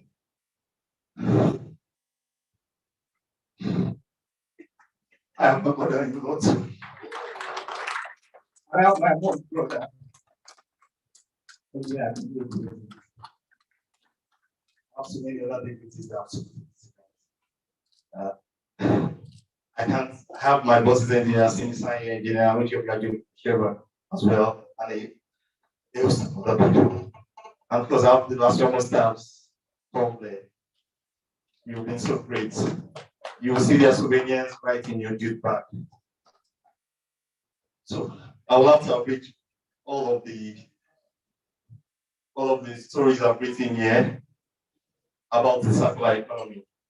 But the only thing I will do is to let us know that circular economy is not expected to be a dream. It's expected to be a reality that we work towards. In other clients, they have moved past trying to ensure that they have circular economy policies in place. It has got several advantages for us. It will lower the cost of products. Things we buy outside will be much cheaper because we recycle it. It's going to create more jobs for us. It's going to create innovation, because if you have something that is old, an old refrigerator, and you need to ensure that you reuse it again, that means the manufacturer has to put up their thinking caps and ensure they get something new, just like you get a new wine from an old bottle. So it will also help us reduce the effects of climate change as well, and of course protect our environment. Because in Lagos today, 10,000 metric tons of waste is being generated. Just only 30% gets to the dump sites. The rest of it remains around us, creates pollution for us. So if we can put this circular economic thinking cap, then we can begin to recycle this waste. I know the chairman of Guamason has done several presentations for us. That's Comrade Bolawan YUSUF. This is the chairman of Guamason Lagos Center. Can you start up for recognition, sir? He is the one driving it in collaboration with the general manager of Loma. And I mean, all government agencies, parastatals need to come together to ensure that we don't just keep this as a dream, we make circular economy a reality. I'll just want to thank our guest speakers again. The first speaker that has done the presentation, and I'm absolutely sure that Mr. Demologu will mesmerize us when it comes to the room. And in addition to these efforts, we'll also work to raise awareness about the importance of a sustainable environment in the wider community. We believe that educating the public about the issues that we face, we can help create a more sustainable future for all. With all humility, I seek the unwavering support of the newly inaugurated executive members whom I consider partners in progress, so we can all witness a circular economic pathway system in Lagos State as a reality in our lifetime. With collaborative efforts, we will achieve our goals. Thank you very much. Have a wonderful day.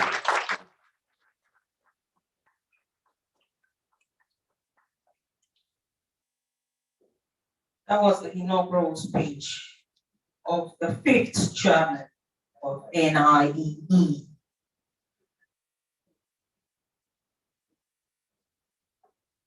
Chairman, I'm expecting you to sit, please. Chairman, can you please be seated? Please look to your right. I just want to help you so that you will have dinner this night and for the next one. While you were speaking, I noted the book at it. You said a sweet and beautiful, and I thought you were referring to her. But you were diplomatic about it, and you added mommy to save yourself when you were introducing engineer Mrs. Fishkin. Now, where is that woman that makes you comfortable, that fits you, that prepares everything for you, knows the match of cap you should wear with that agbada you're putting on, gets you handsome every day, gives you money, gives you money afternoon and in the big night as well. Where is the appreciation for that woman?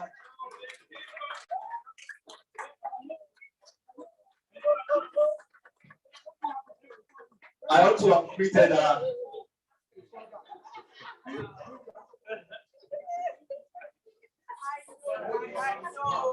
Hello. Honestly, I know he was overwhelmed. And as his brother, I want to not only I want to apologize on his behalf to the great manager of the house and the neck that announced his head to roll for forgetting that important personality is the spirit of truth. And on behalf of all the environmental engineers in Lagos, in Nigeria, you are well recognized. Thank you very much. Thank you, sir. I am sure you accepted that.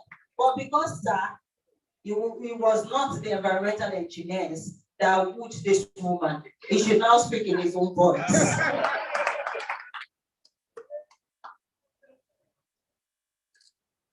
Firstly, is that when I got admission into Lagos State University, I went to the clinic, and you do your medicals, and I actually set my eyes on someone. And I looked at her, I was like, did an angel jump from the sky or what? And I was like, wow. So we got to the lecture room. I was studying engineering, chemical engineering, and there was somebody studying medicine and surgery. And this was like, hi, how are you doing? Assalamu alaikum. It's like, oh, alaikum salam. And after that, I couldn't speak anything again. And she kept on talking, and I was just like this. Because I was just like, oh, I've actually seen this baby before. So she's actually the apple of my eye. She's actually my girl. And when I was greeting my mom, my mother-in-law, my uncle, and all my family members, I was supposed to bring them next, but I got emotional at that point. And that was what actually happened. So I want to seek the indulgence of the entire house. That she's my lovely wife, and we do things together. I got PMP certified on the 16th of September 2021, and she got PMP certified on the 27th of December 2021. So we read together, we dine together, we travel together, we do everything together. Thank you, my lovely wife, for being there for me always. Thank you very much, Dr. Majok, for taking very good care of the fifth chairman of the Lagos State chapter of the NIEE. Without much ado, we would listen to the second lecture of the day. Permit me to invite the second lecturer to be outstanding just here as I read his citation before his lecture.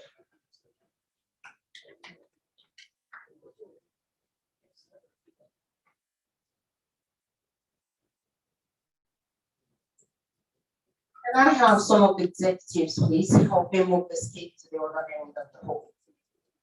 Can we quickly do that, please? Or can I have any of the ushers around?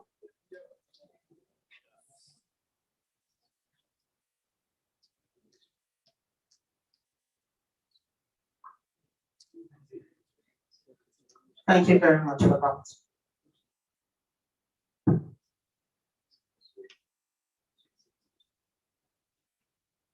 The citation of Ademola Ogunbanjo. Ademola Ogunbanjo is the Executive Vice President of Oando Clean Energy Limited. Ademola is currently the Executive Vice President of Oando Clean Energy Limited, the subsidiary of Oando PLC. He has a certificate in business, international relations, and political economy from the London School of Economics and Political Science, and he is a scholar of the Safe Business School, University of Oxford, and HEC Business School, Paris, where he studied consulting and coaching for change. He has a BSc in urban and regional planning from the Obafemi Awolowo University in Ife. He trained as an internal consultant and coach at Oxford Management Consulting, UK, and is a fellow of the Institute of Management Consultants and a member of the Institute of Directors. An SEC certified market analyst. Ademola holds an executive master's certificate in project management from the PM College, London. Ademola is also the CEO of Proviant Integrated Services Limited, a social engineering company with a focus on the Niger Delta region towards the protection of E&P assets. His earlier career included a 4-year stint at the National Bank of Nigeria Limited, where he became the pioneer regional retail manager, Southwest region. He worked briefly with MTN's sales and distribution division, and later moved to B-Mobile Nigeria, now known as Airtel Nigeria Limited, to assume the role of strategy executive, corporate, and SME segments. Ademola joined Ocean and Oil Holdings, OOH, as manager, energy investments. His role was to deliver on MSA, TSA between OOH and Oando PLC, covering such functions as human resources, energy services, and sales and marketing. He later co-pioneered the startup of an OOH subsidiary, Advisor Consulting Limited, a strategy, execution, management, and business performance coaching firm he headed as Chief Executive Officer, having previously served as VP Strategy and Performance Coaching for 2 years. With core expertise in strategy, execution management, organizational design and development, transaction management, business opportunity assessment, performance management, leading coaching, etc. Ademola has worked with diverse clients such as the Owando Group, Imo, Kaduna, Lagos, Cross River, Odo, Ugo, and Kano States in Nigeria, the World Bank, the FID, Airtel Nigeria, InterSwitch, Bank PHP, the Liberian government, Triton Aviation, First Blood PLC, and a number of HNIs. I present to you the next speaker for this event, Mr. Ademola Ogunbanjo, the Executive Vice President for Owando Clean Energy Limited. Can we put our hands together for him?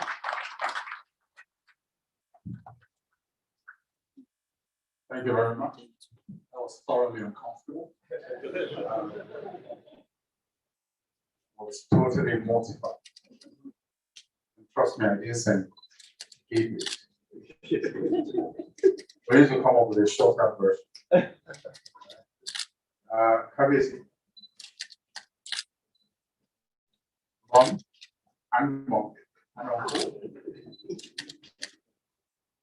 Dignitaries. And everyone else. Thank you for having me. First, I must apologize for coming late. I underestimated the impact of petrol queue on Lagos Road. Getting out of the island was nearly impossible. And that's why I drive myself. And congratulations to the 5th chairman of the NIEE, Lagos State Chapter. I'm not surprised. He said I inspired him in Denmark. He actually inspired me.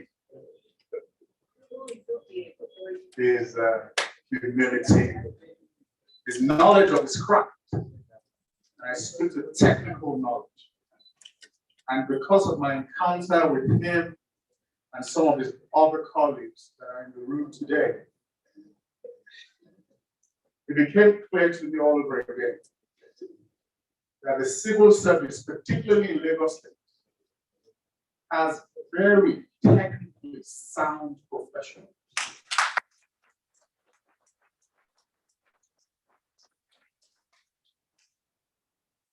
In Nigeria, we like to think and say that professionals are bound in the private sector.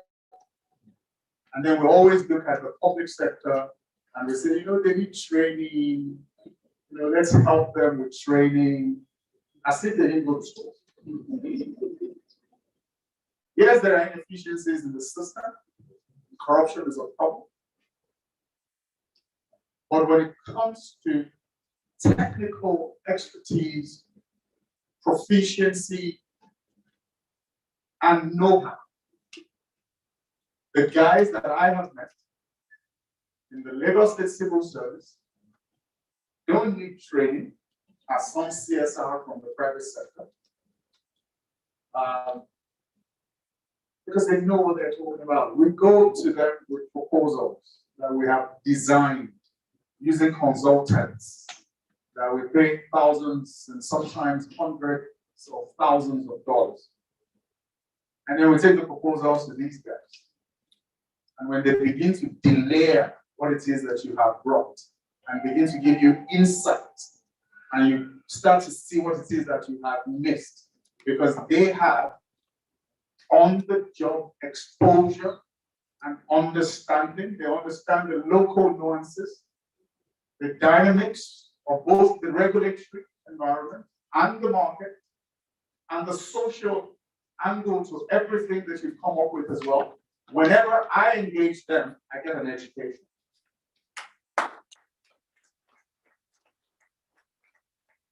Yesterday I was in Majora, had a meeting with Graham, the gentleman leading gold. And I got an education as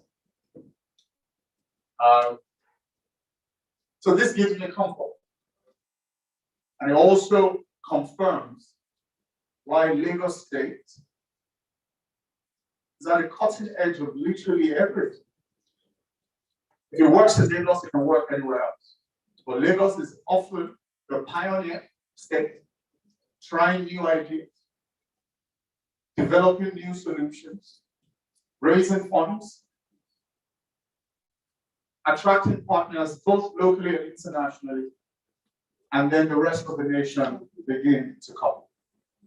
This only happens because of the strength of the human capital that is entrenched in the Lagos State civil service.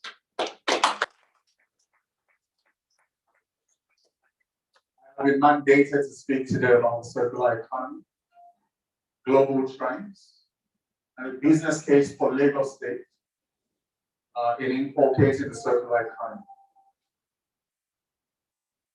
Well, you see, the circular economy is not new to us. It is the term circular economy that is new to us. Because the fundamentals of the circular economy is to reduce, reuse, and recycle. To reduce speaks to consumption. The idea of reducing speaks to a minimalist engagement with the resources of the earth and how we use those resources to meet our needs and wants in a way that is not extravagant, not wasteful, or meaningful. What I mean by that, we know whether they have called it circular economy or not, whether they have brought pillars around it saying, oh, reuse, reduce, recycle, or reduce and reuse and recycle. We already know that, and I've heard, so I grew up in Ijebu. I was raised by a village. My mother, the first villager, and then every other person. And you would be taught, and you actually don't need 16 pairs of shoes. You don't need 5 black pairs of shoes. You don't need 20 agbadas. You know. And there was a time when my mother took that on, and she started to engage all these people who used to do para, and not here at the studio. They're still there. I mean, at some point she was broke, so the clothes came in handy. The para people brought cash, she gave them clothes, right? So we could go to school, myself and my siblings. But post that period, I saw a society that was careful to acquire material things because of the understanding that you only need so much. And that's the concept of reduce. Reduce your consumption.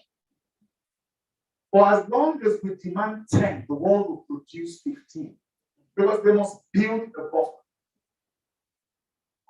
But if we demand 5, the world will produce 8. Demand is what pulls the trigger on supply. Demand is the market. Whatever project you want to invest in, the first thing your financiers will ask you is there a market for it?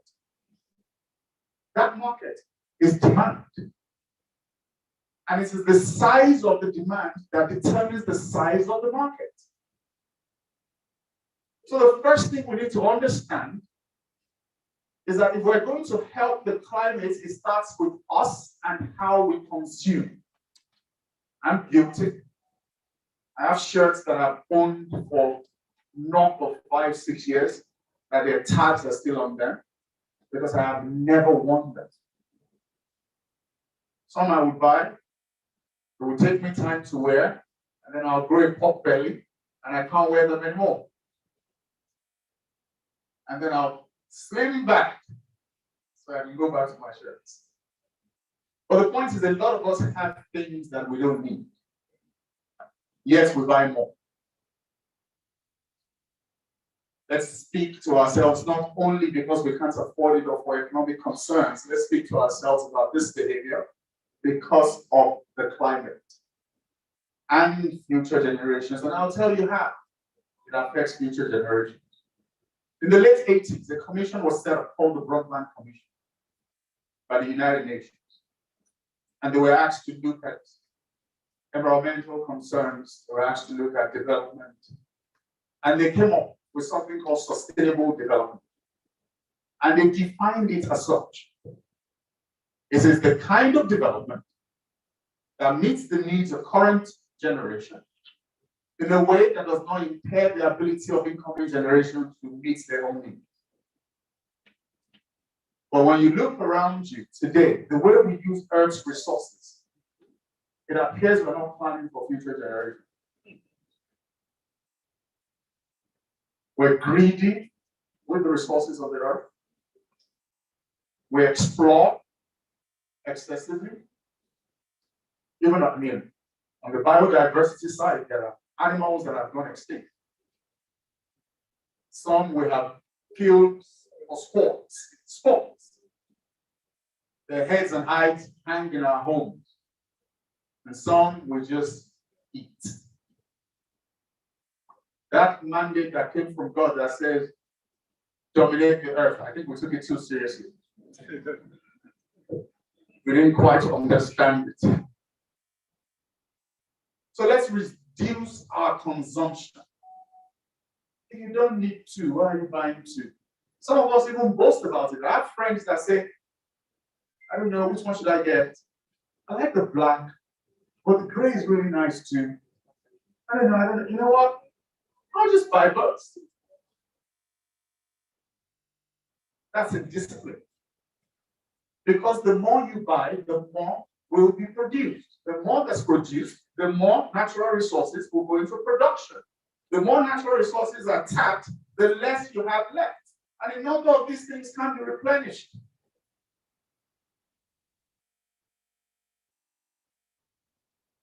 When you break down your igneous rock and you turn them into gravel, because you want to do road construction, housing construction, when the rock is done, it's done. It doesn't grow back.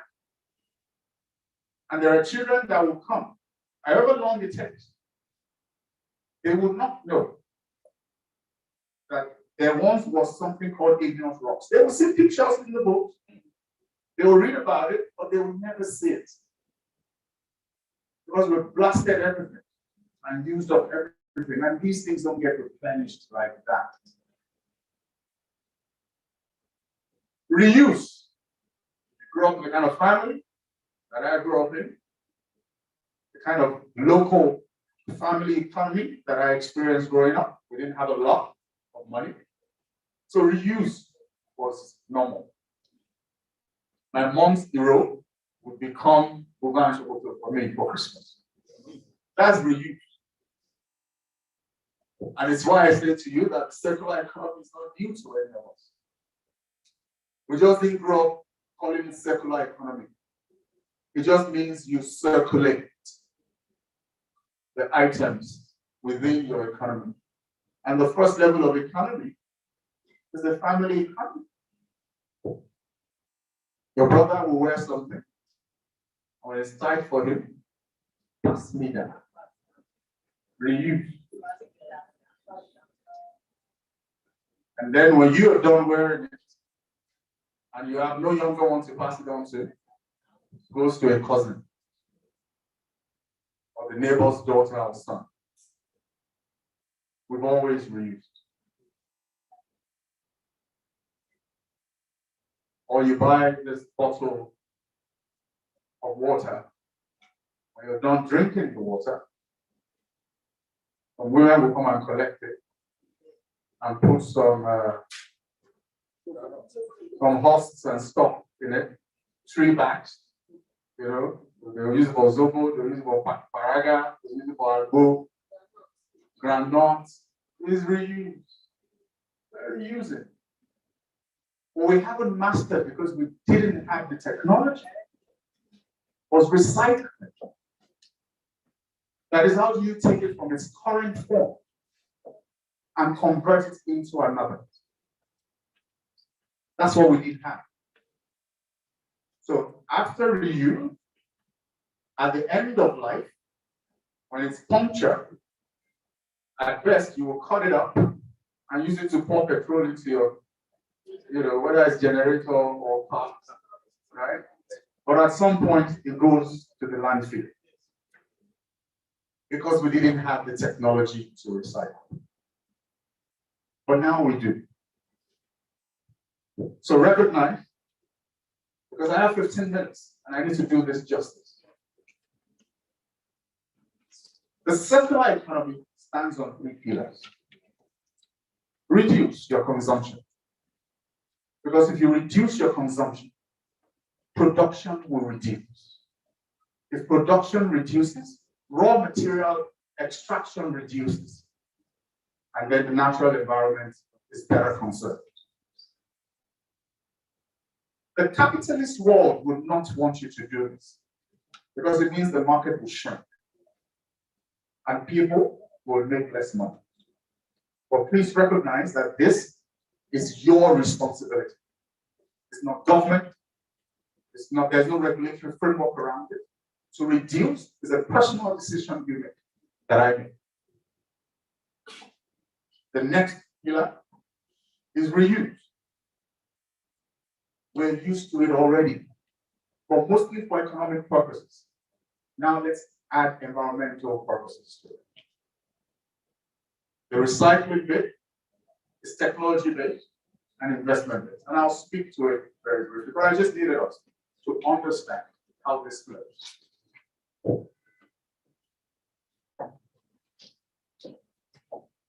When you take anything, whatever it is, plastic bottle, chair, clothing item, vehicle, for as long as you call them waste at the end of life, we will not understand the concept of recycling. And if we don't understand the concept of recycling, we will not achieve the circular economy. Nothing is waste. Energy can neither be destroyed nor created, but it can. Everything is energy. Everything is energy. So we won't call these things waste. I don't call them waste anymore. I call them non-primary feedstock. Non-primary feedstock. That is, it served its primary purpose. It's probably done secondary purpose, tertiary purpose, post-tertiary purpose. But bottom line is, at some point, it is feedstock. That is the mentality we need to carry first. There's a change. The change we need to see first starts with our mindset. It's not about the big things. It's about us and the mindset that we carry. Everything is feedstock for something. We just transfer it from its current state into another. They say necessity is the mother of all invention. We're in dire straits where the environment is concerned. Climate change is a reality. There's a lot of argument going on that why is Africa being dogged with climate change? After all, we only contribute 3.8% of the GHG emissions globally. That's a fact. But unfortunately, there are no geographical boundaries, there are no fences that can keep out the impact of climate change. So Africa does not receive equivalent climate change impact to the same percentage of GHG emissions that we contribute. The impact we experience is not 3.8%. That may be our contribution, But that's not the impact we feel. Only last year, we lost $6.6 billion to flooding. It's coming up. That $6.6 billion, we will pay for it. $6.6 billion. Farms that were planted were destroyed. Harvests gone. But that means food production has been hampered. That then means because there will be fewer food items and demand is not only sustained, demand grows every day because population increases daily. With growing demand for food and impaired supply, price goes up. So that's $6.6 billion.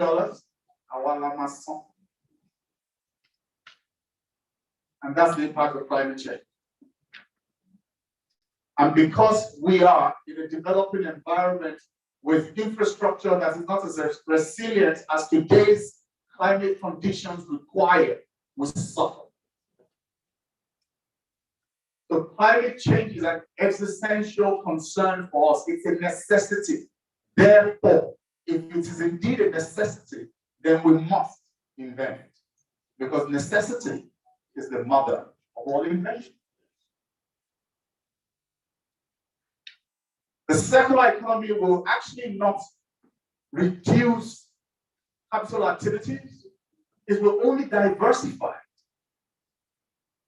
It will shrink it on one hand, thereby curtailing wastage, but creates a new market as a business case for it. New technologies will be brought in for recycling.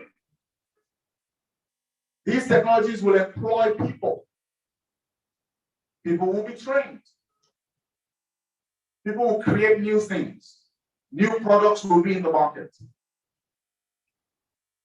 It's only employed people that can be taxed. Government will make money from taxes. Businesses will be formed, they'll pay taxes. People will acquire new skills, whether it's upskilling or reskilling, so that they can work in a new sector. New technologies will be introduced into our environment. And we will begin to see the creativity of our children and ourselves as a part of that. The circular economy is not a debate. The necessity of it is not of concern. The conversation we should be having about the circular economy is how do we entrench it in Lagos State and beyond.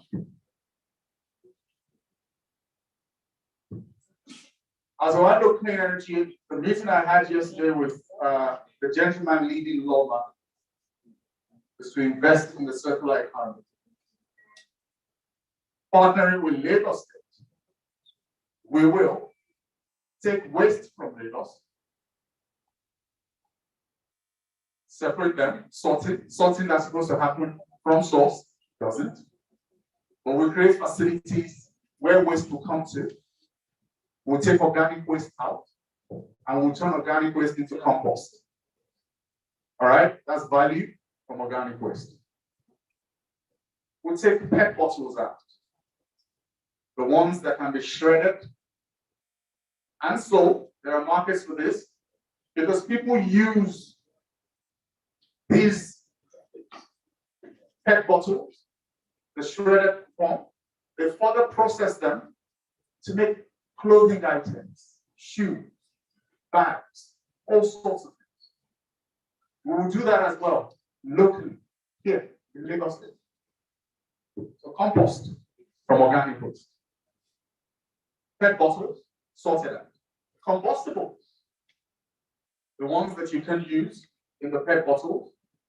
There are organizations like Lafarge that use them to generate energy in their own manufacturing process. And then there will be others that you just accumulate, like metals and the rest. And then there are markets for those as well.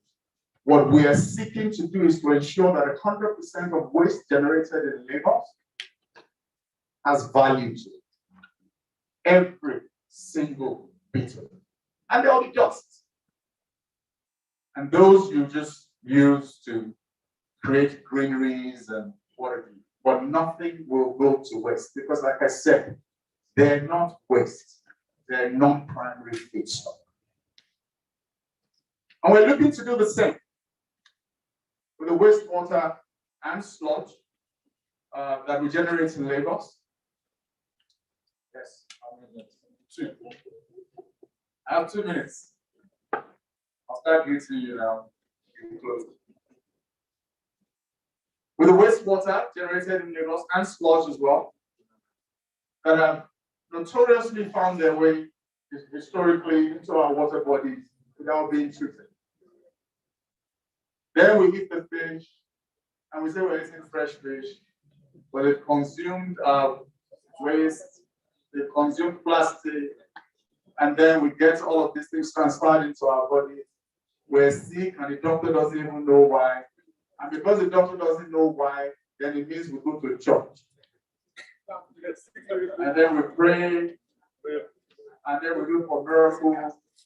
But it's just a fundamental that people perish for lack of knowledge. Full stop. The circular economy is for our own sake. We're putting our money where our mouth is. Before the end of March, you will see electric vehicles on the streets of Lagos, BRT type buses, 100% electric, funded by Orlando Clean Energy.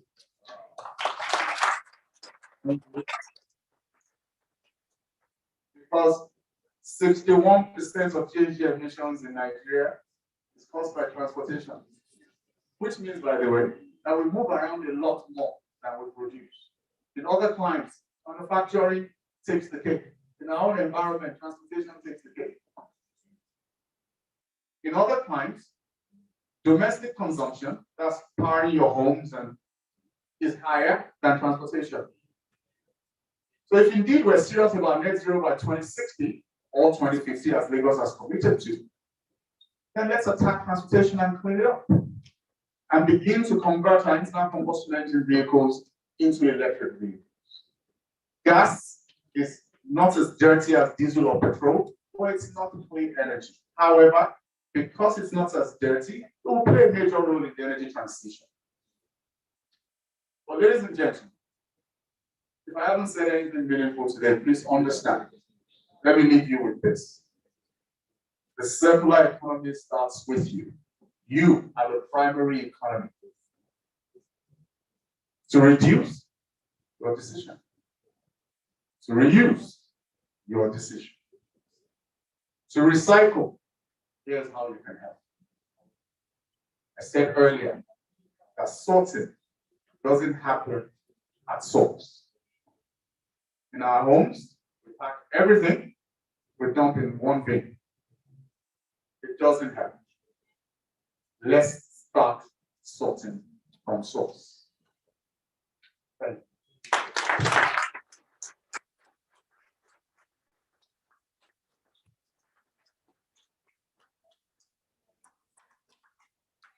Thank you very much.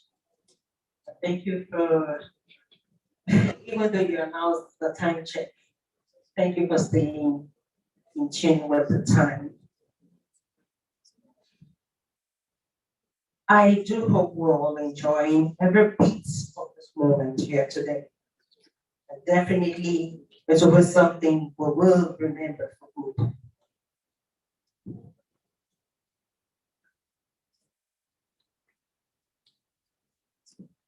The Permanent Secretary, Ma, and all members of the top table, distinguished ladies and gentlemen, may I crave your indulgence to recognize Honorable Kamal Bayewu, the Chairman of Lagos State Local Government Service Commission.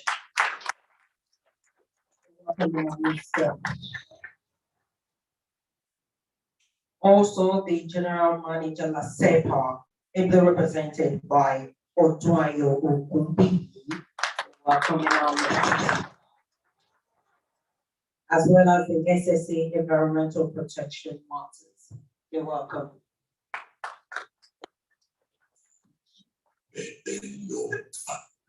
I definitely hope there are questions for the second speaker.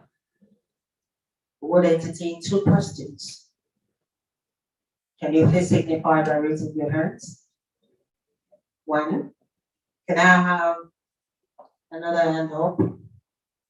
Second question. Okay.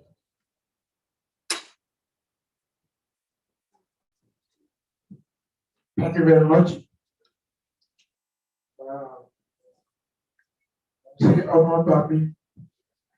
Mr. Ubanjo from Jesuito, I guess. I is our article. When the chairman was introducing you, because I know him very well, I would have doubted him that was he not elogiating you or praising you beyond your capacity. But I was disappointed with my thinking. You have done very well. Thank you for your presentation. My 2 questions. Your 3 R's were well understood by me. So, first, reduce, reuse, and recycle.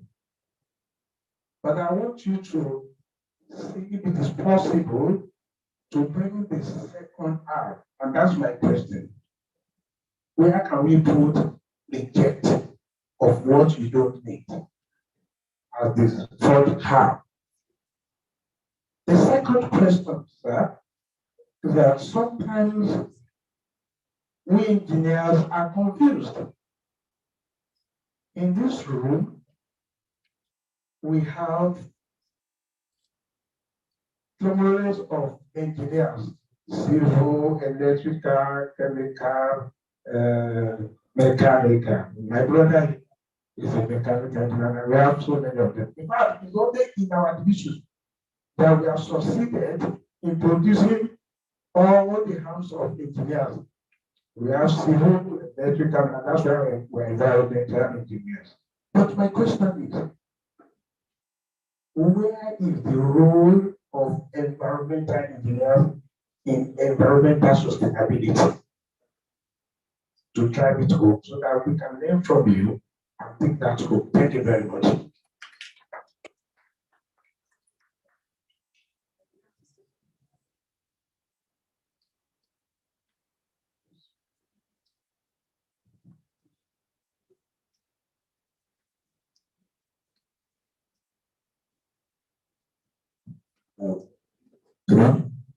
My name is General Soil Isolation. I'm a scientist and science everything. Engineer everything. But engineering came from. My question to the you have spoken about reduce, reuse, and recycle. And you have spoken about the strides being taken by Rwanda in partnership with Lagos State government to ensure that the effect of waste is reduced in the state. But my question is that apart from partnering with the state government, is Rwanda working with other private sector, other organizations in the private sector to ensure that the effect of waste in Lagos, as in to ensure that some of these things we are calling waste is actually recycled. For example,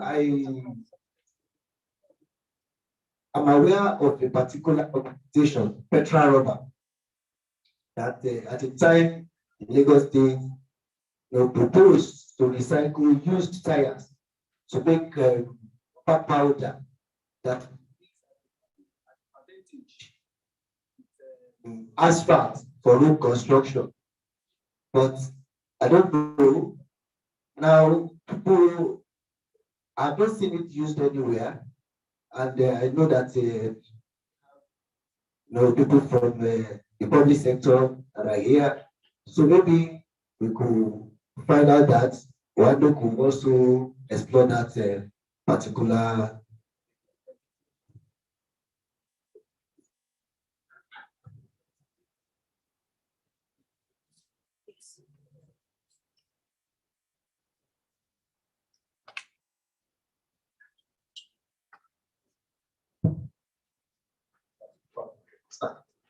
Thank you very much, Emir, Past Chairman, and gentlemen. I'll take the last question first. We are constantly seeking partnerships that make sense. Partnerships that speak to the mandate that we have set ourselves, which is to invest in climate-friendly and bankable projects. That's as one with clean energy. We recently engaged a small company to partner with so we could expand what they do in the recycling space. And the entire size of the operation today is probably about $1.5 million. And in the valuation of what the equity will be, they also, of course, wanted to introduce their sweat equity because they built the business at some point. So all we want to do with them is to expand, right?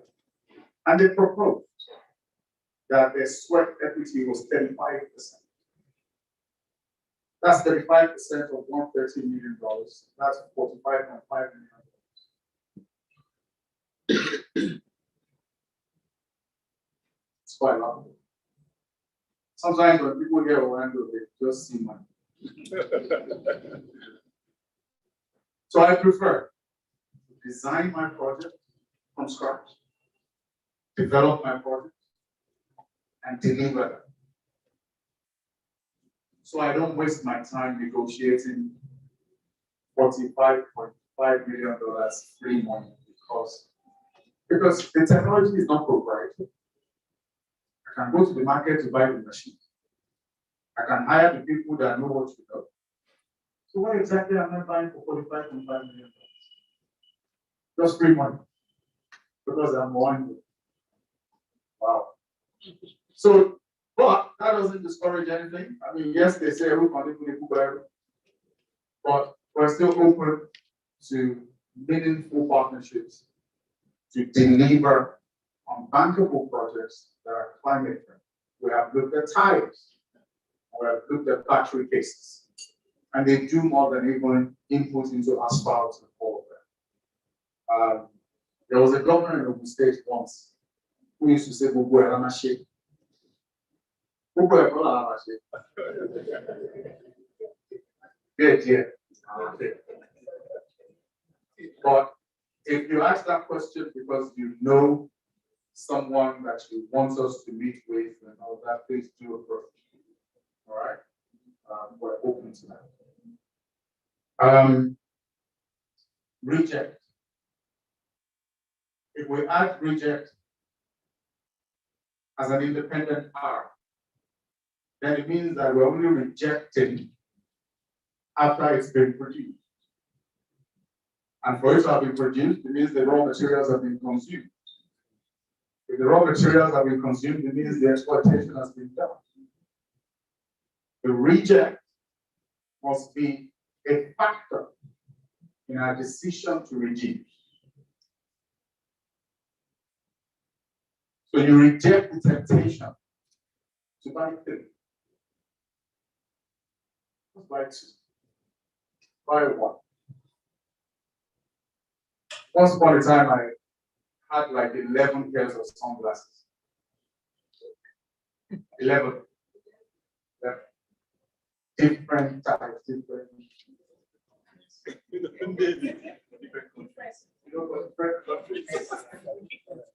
I lived in Nigeria. I travel occasionally to cold environments. I used to have like winter jackets, like 15 different types. It's just wasteful. I don't know how to see the approach. and you now have 15. When some of your counterparts have 1, and it works, it does the same thing. It's just vanity. And it's internal, it's mental. So let's reject it here.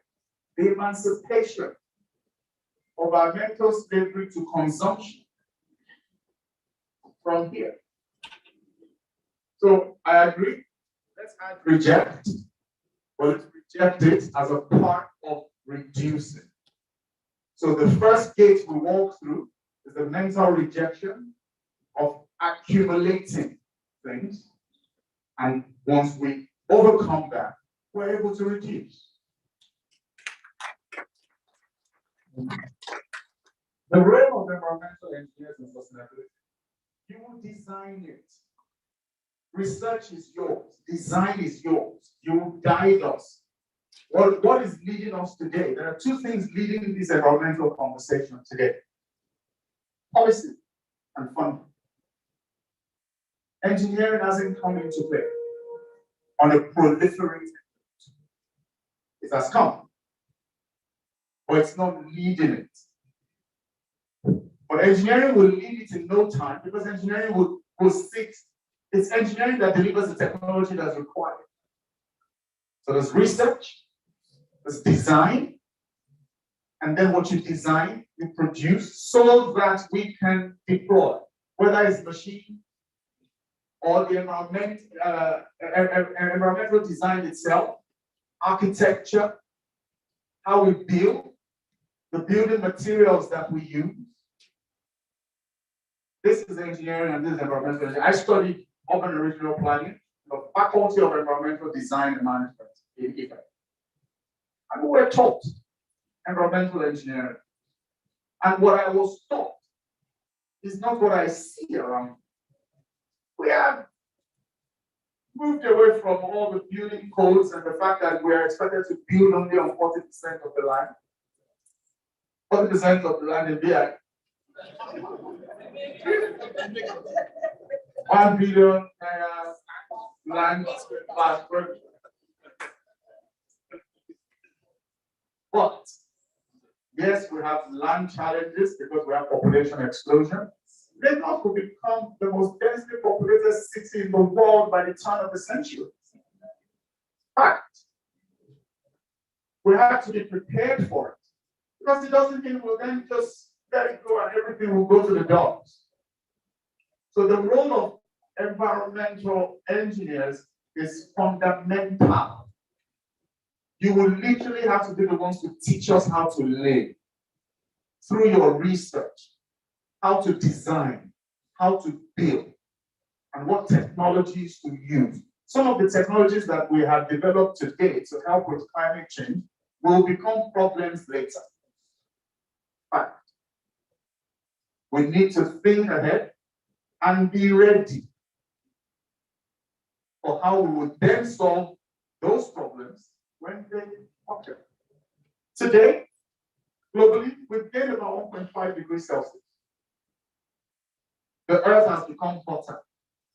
I don't know about you, if you stroll in Lagos sun alone, has to be light-skinned.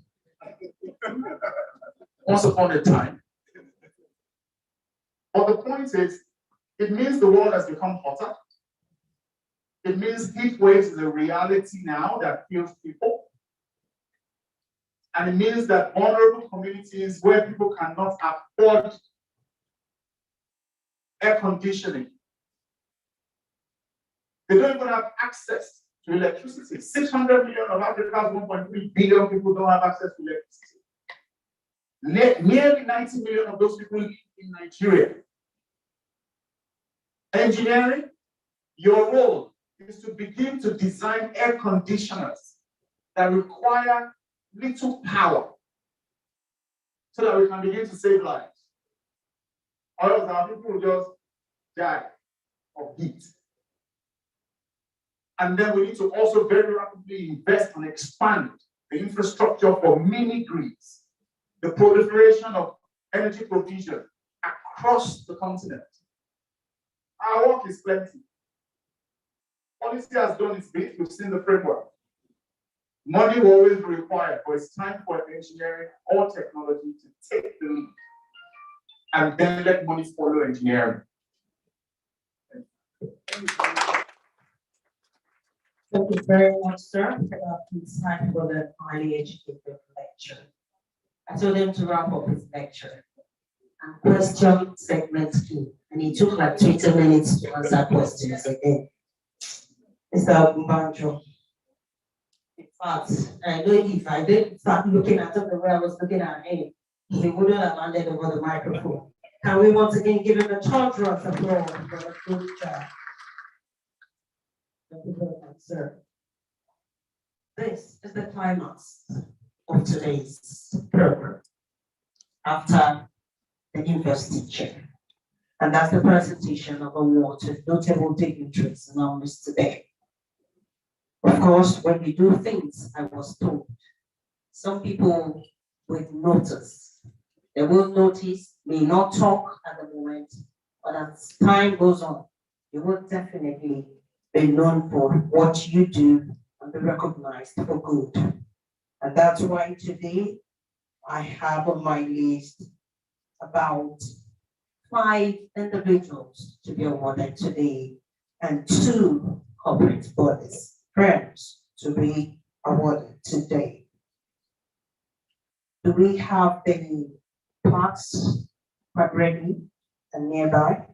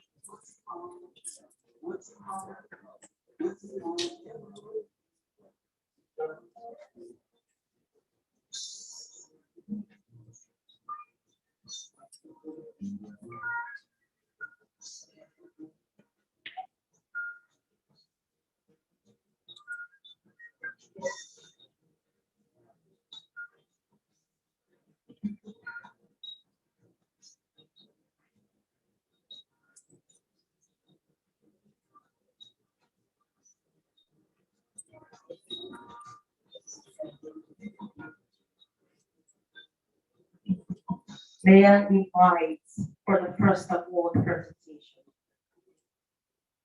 Dr. Olajide Abiodun Babatunde, ably represented here today by Town Planner for short dance.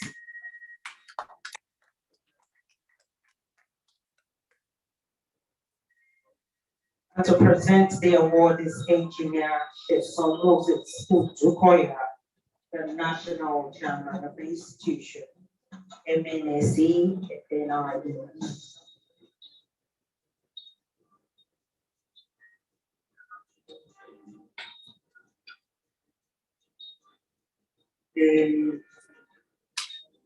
Chairman,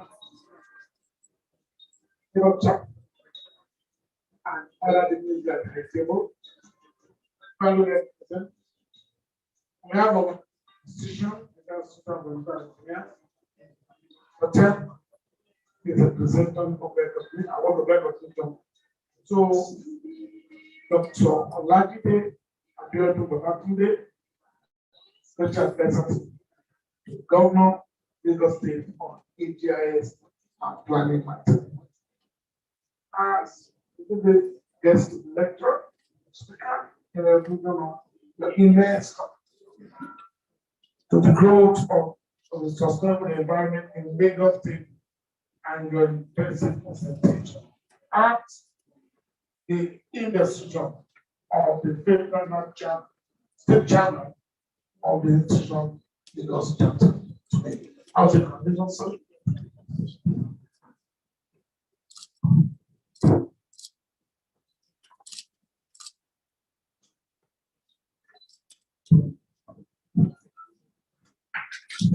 Thank you very much, sir. Next is Mr. Ademola Ogunbanjo, Executive Vice President of the Clean Energy Unit. And today the call to order presentation is Engineer Mansour Yusuf, the past chair NIEE. Can we please put our hands together for me?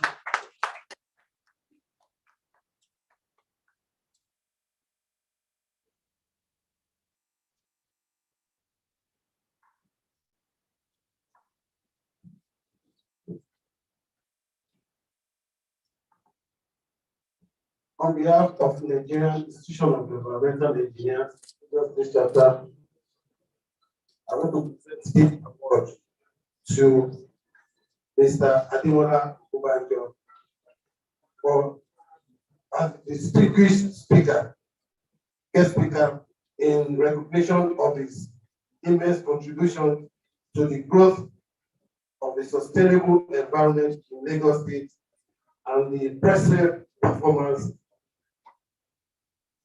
in the state at the Investiture of the 5th Chairman, the Nigerian Institution of Environmental Engineers, Lagos State Chapter. Congratulations.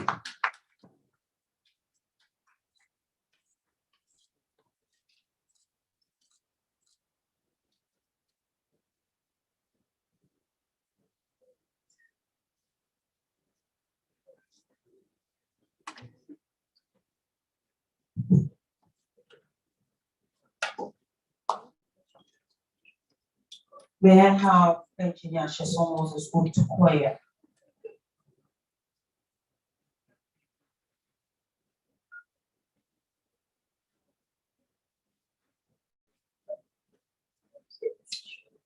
The citation. It's going to be an abridged version, please. Engineer Utukoya Sheson Moses is an indigenous of Ijebu, a town in the state, located in the Ijebu East local government of the state. On the 29th January 1967, he was born. Utukoya Sheson Moses attended Alafia Primary School, Mokola, Ibadan, Oyo State, for his first school leaving certificate, and later headed for Ijebu Community Grammar School, Okiife. Then to St. Anthony's Grammar School, Ishuru in Ijebu, Imoshi, Ogun State, where he wrote his West African School Certificate, as well as the General Certificate of Age. Some of the international courses he attended include designs of wastewater treatment facility in Germany, workshop and training at Water Environment Federation Technical Conference in Chicago, Illinois, USA. Training and technical course from Republic of Ireland, the wastewater treatment plant expert seminar. Some of his achievements include development of gas policy for Lagos State, development of gas master plan for Lagos State, development of policy guidelines, code and standard for gas reticulation in the state. Engineer Odukoya Moses is a member, Council of Regulation of Engineering Nigeria, CORE, at the Nigerian Society of Engineers, NIEE. Also a fellow of the Nigerian Institution of Environmental Engineers and fellow of Energy Administrator Society of Nigeria. I present to you Engineer Moses Sheson Odukoya.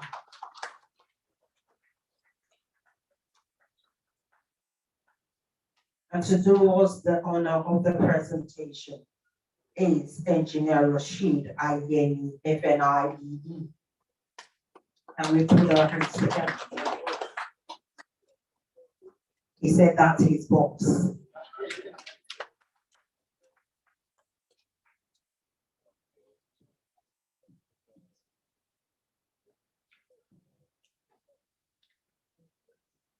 Therefore, Nigeria decision of the environment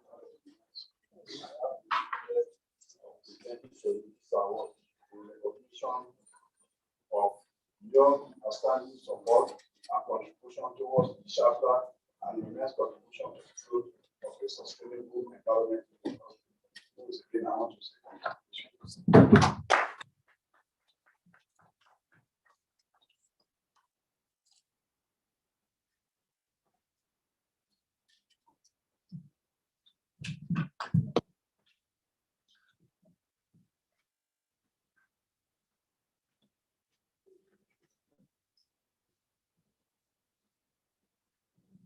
The next on would be is Engineer Rodin Olale Konshoda, the Permanent Secretary, Lagos State Ministry of the Environment and Water Resources, Office of Drainage Services and Water Resources, who is ably represented here today by Engineer Olale Emeka Sulaiman Ajayi, FNAC, FNIEE. The immediate past chairman, Nigerian Institution of Environmental Engineers. And to do us the honor of presenting the award is the Executive Secretary, Lagos State Water Regulatory Commission, Mrs. Funke Adepoju, who is represented by Engineer Adefemi Afolabi. Now we put it together for you.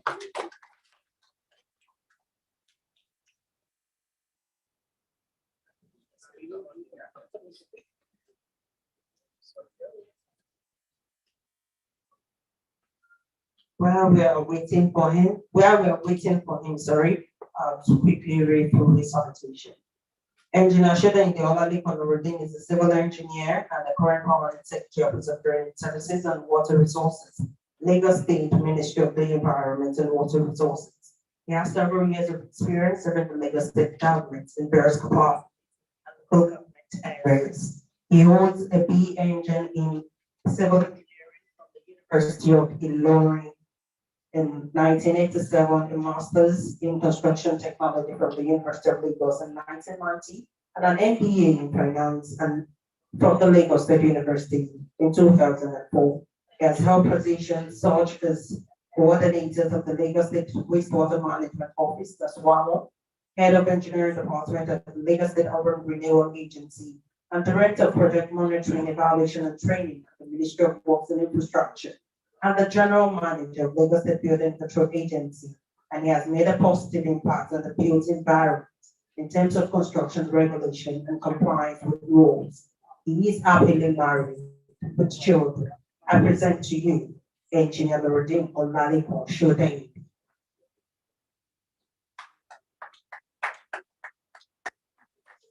The chairman will do us the honor to present the award.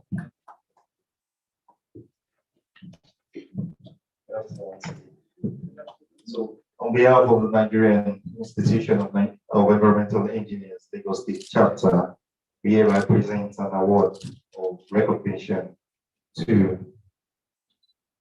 Engineer Nuruddin Olalikon Shudengi, FNIE, MNSC, the Permanent Secretary, Lagos State Ministry of Environment and Water Resources, Office of Training Services and Water Resources. This is in recognition of his outstanding support and contribution towards the chapter and immense contribution to the growth of a sustainable environment in Lagos State.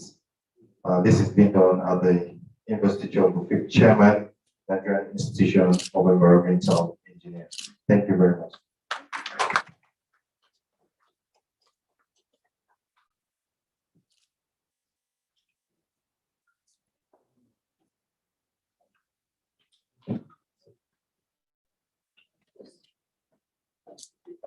Shall we have Engineer Abiola Oshibi?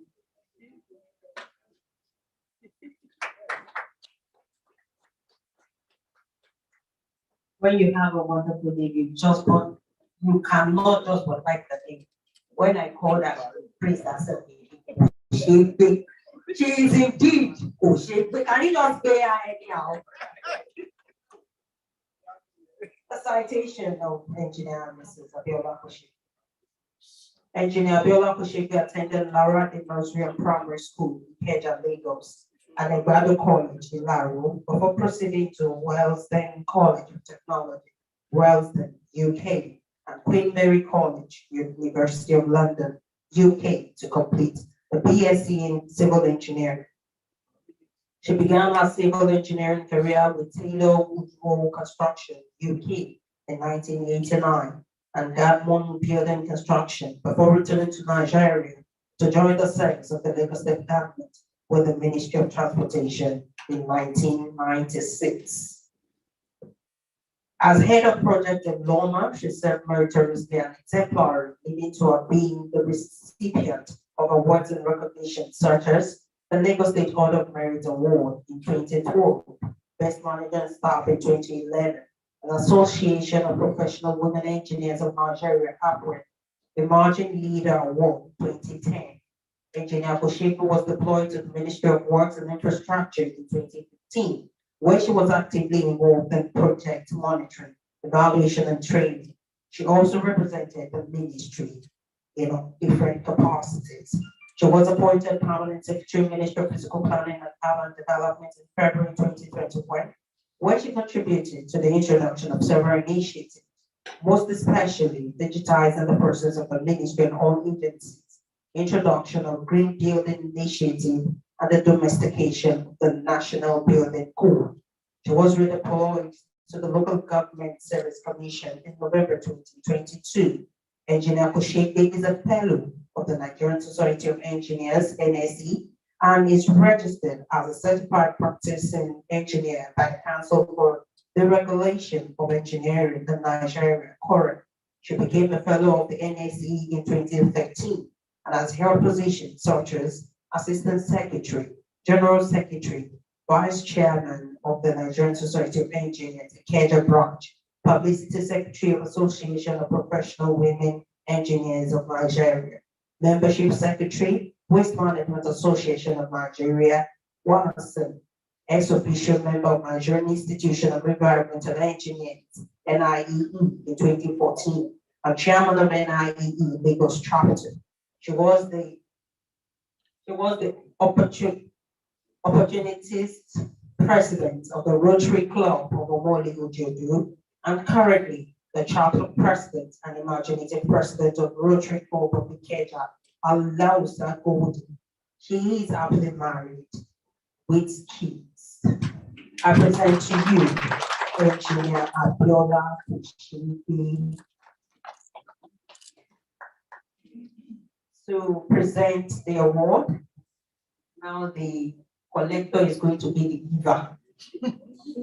May I have the singular voluntary of calling here Engineer Olalikon Sulaiman Ajani, FNAC, FNIE, the immediate past national chairman of the institution. Thank you very much.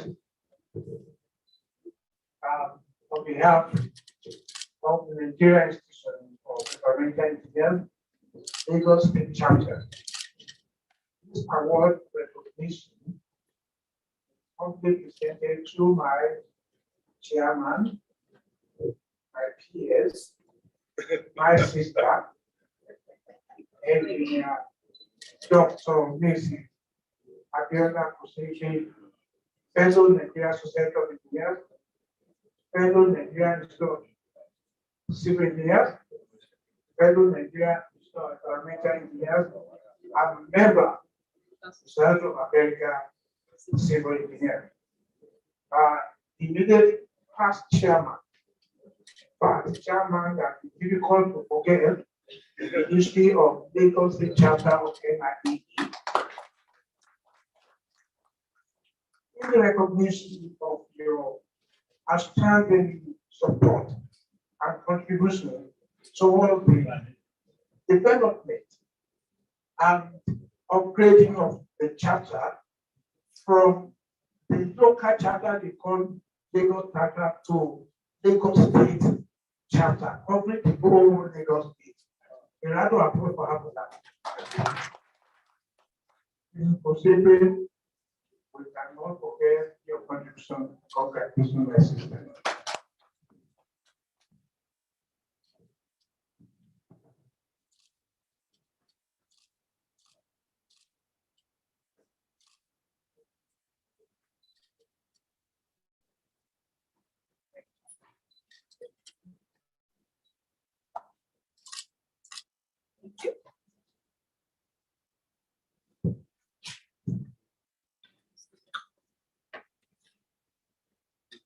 Next is the General Manager, Lagos State Wastewater Management Office, Engineer Adibola Maton.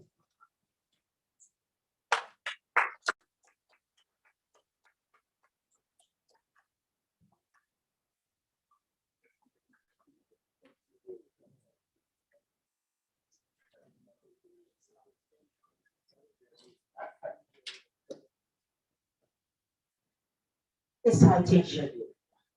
Engineer Adibola Matoni is a native of the local government in Lagos State.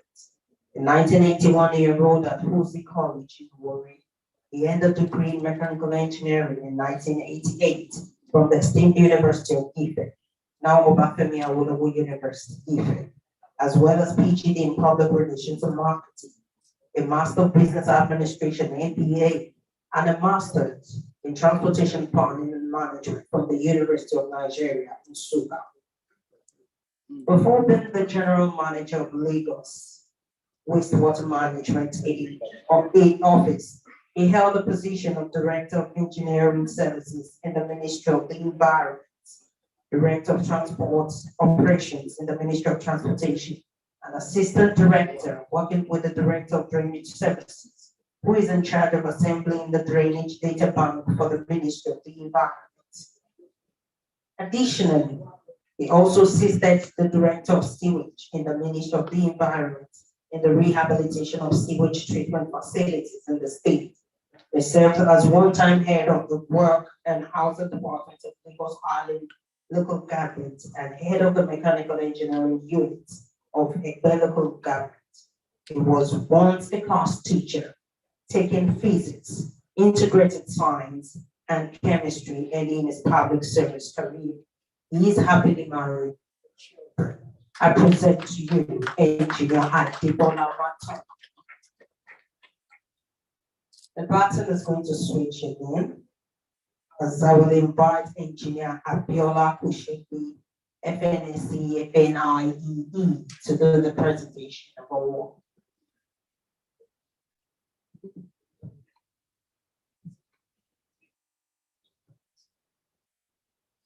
On behalf of the Nigerian Institution of Environmental Engineers, Lagos Chapter, I present this award of recognition to you, Engineer Adibola Maton, FNIEE, MNSC, General Manager, Lagos State Waste Management Office, in recognition of your outstanding support and contribution towards the chapter and immense contribution to the growth of the sustainable environment in Lagos State.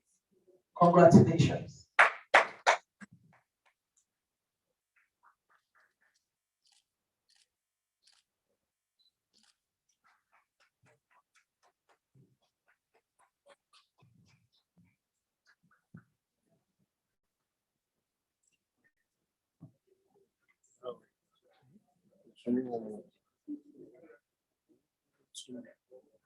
May I have the pleasure of Mr. Adeyemi Oluwatosin, who is representing Lopec Engineering and Construction Limited.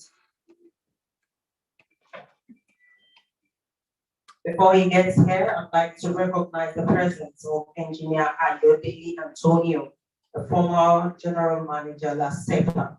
Welcome in our midst, sir.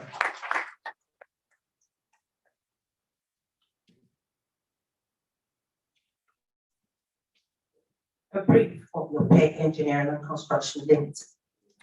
Lopec Engineering and Construction Limited is a registered company incorporated in Nigeria under the Companies and Allied Matters Decree of 1990 on November 3rd, 1998, with registration number RC345526 to undertake various tasks in the construction company.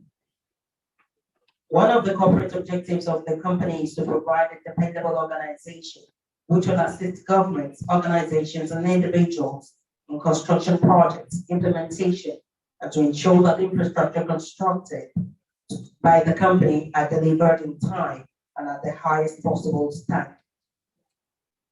We wish to stress that Lopec Engineering and Construction Limited have the capacity and capability to mobilize, finance, and short notice to handle any project contracted to the company. Their core competencies include building and civil engineering project design and consultancy services, project management and rural electrification projects, among others.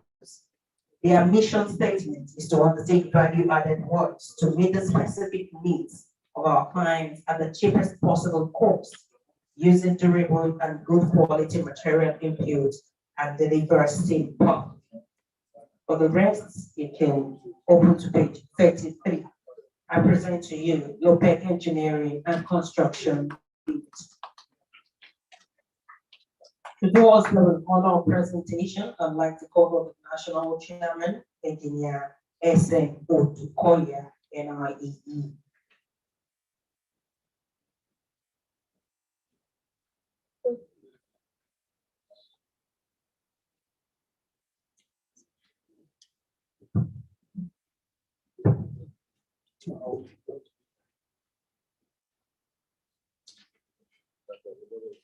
The event started already announced about chapter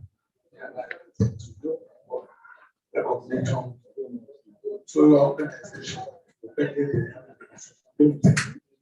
recognitions of last time support and community the chapter and the next for the growth of the sustainable environment. The fifth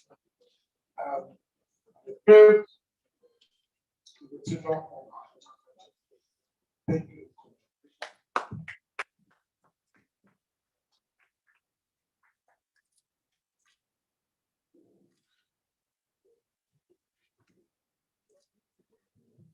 Thank you very much, sir. We would also like to recognize one of the awardees, who is a construction firm, but unappointably absent, and that's Visible Construction Limited. And we give a round of applause for that. That ends the presentation of our award segment. And now we'll move to goodwill messages. Very brief, 2 minutes. And first on the list is our royal father in our midst, His Royal Majesty, the United Siku Owodiota of our Warri Kingdom, Alailuwa Oba Dr. Adeyanju Akanni Wasiu Ogunbayi. Yes.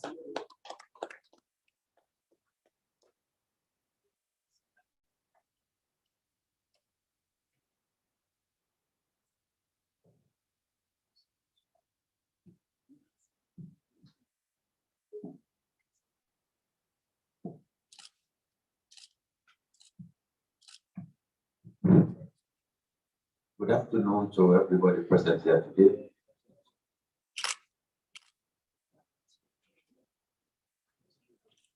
The National Chairman, Engineer Moses, the outgoing Chairman, Engineer Mrs. Abiola Shebe, very much for the job well done. My brother, the new Chairman, Engineer YUSUF MAJOLAGBE, congratulations. All other executives in the group today, I congratulate you. All guest speakers, particularly Mr. Ademola, he has gone. He has gone. He has done very well. I thank him very much.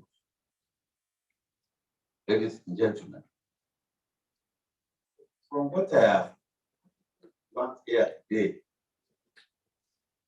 it is noteworthy to say that the chapter that we are inaugurating the leader today has made significant contribution to improve the environmental problem through lectures, seminars, and partnership with other organizations. Please clap for the organization.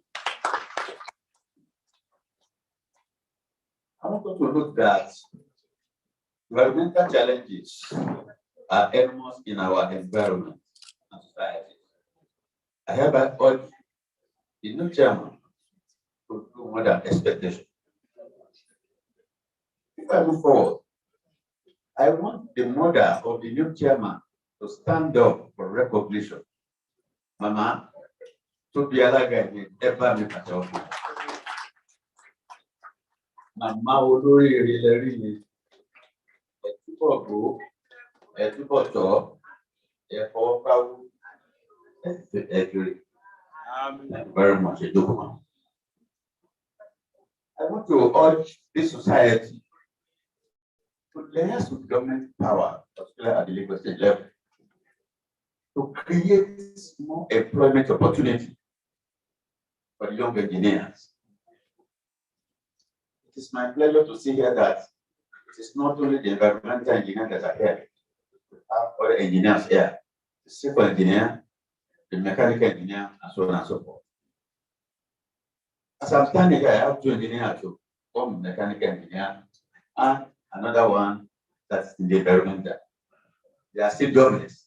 So I am challenging you to know that the leaders of tomorrow are still at home. Please try to bring them up.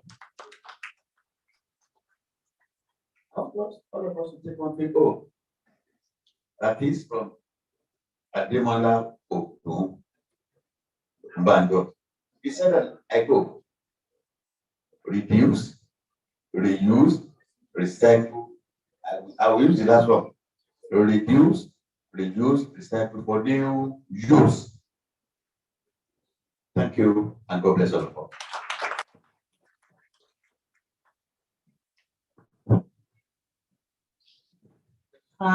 Yes, you.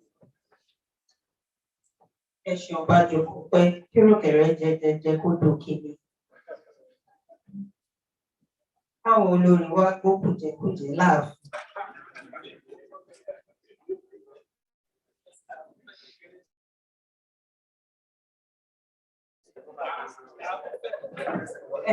Ìrọ̀bà ló ṣe bẹ́ẹ̀.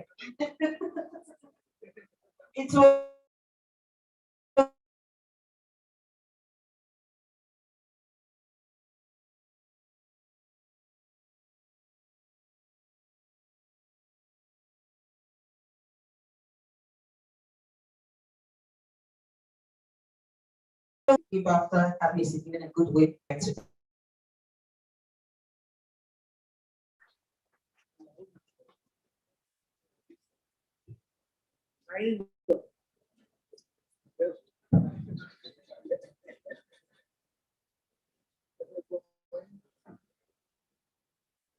How is that?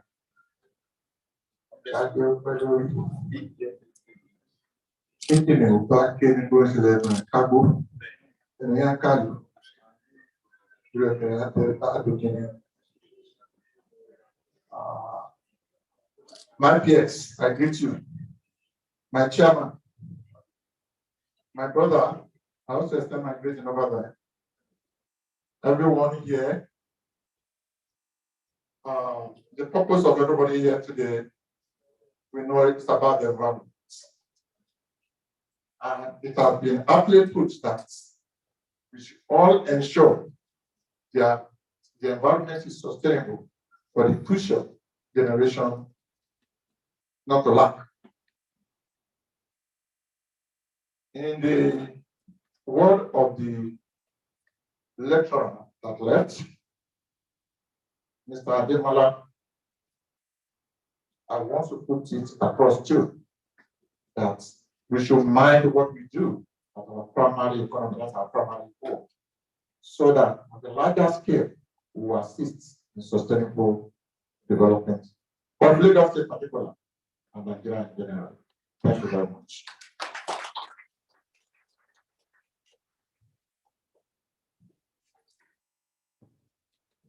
May I also have the honor of the last but not the least for the goodwill message, Engineer Rashid Akindele, a former director in Ministry of Works and Infrastructure.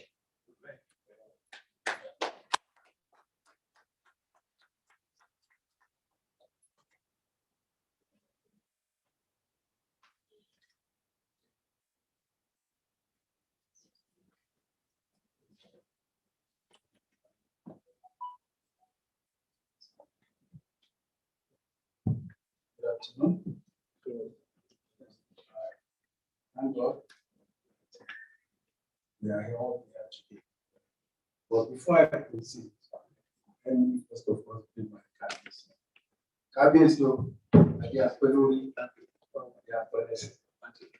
And also to inform you that I'm part of the executive of the Chief Event Center in the permanent secretary here, especially my sister. That's the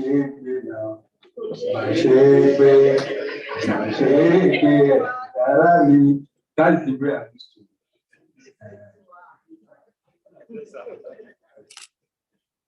My friend here, all the directors,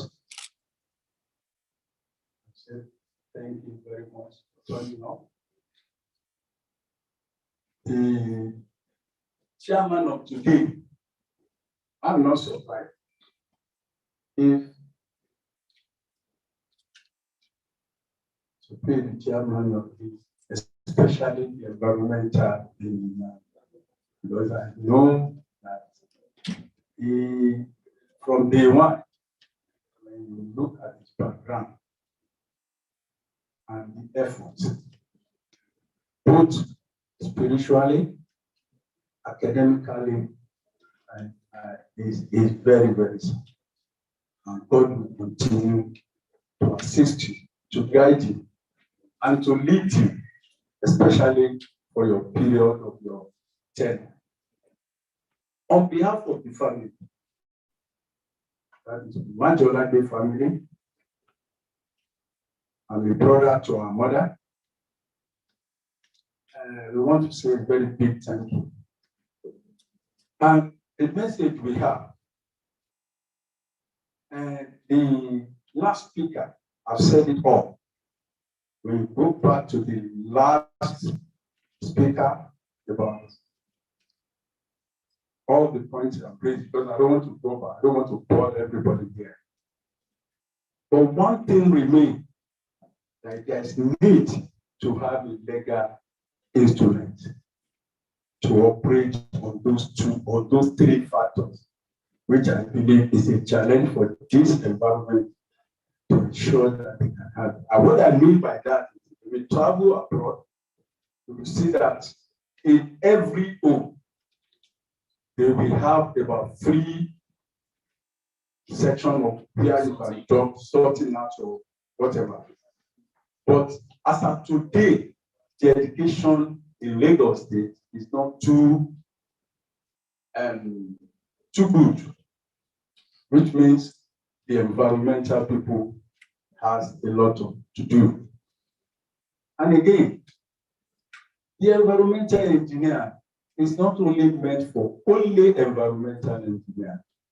There's need to have the coordination. And the coordinations has to go with the electrical people, the mechanical people, the civil people. You must work together, because I can see at this section here, we can get a lot of civil engineering, mechanical, or the other electrical. So please, let's take note. Let's work as a team, and that is the only way we can get a good result. Once again, I want to thank all the organizers of this occasion. They've done well, and God will bless everybody. Thank you. Thank you very much, sir. As we wrap up today's program, even though I thank you for your time, for your patience, I can't thank you enough.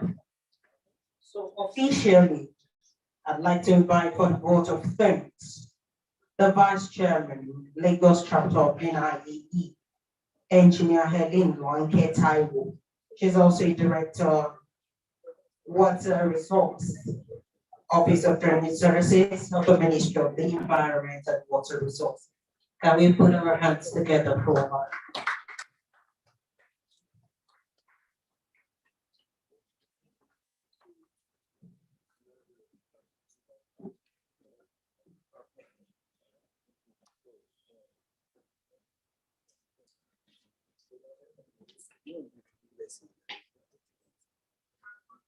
Your Royal Majesty, sir, Happy the Permanent Secretary, Lagos State Local Government Commission, Engineer Mrs. Ushebe, the immediate past chairman, the national chairman, Engineer Bukoya, my chairman, Engineer YUSUF MAJOLAGBE. Ladies and gentlemen, welcome to this August occasion. If I'm not missing my word, I believe our time spent here this afternoon has been fruitful. We have learned a lot about circular economy. We have taken our time to understand, reuse, reduce, and recycle. And Engineer Gary also included rejects.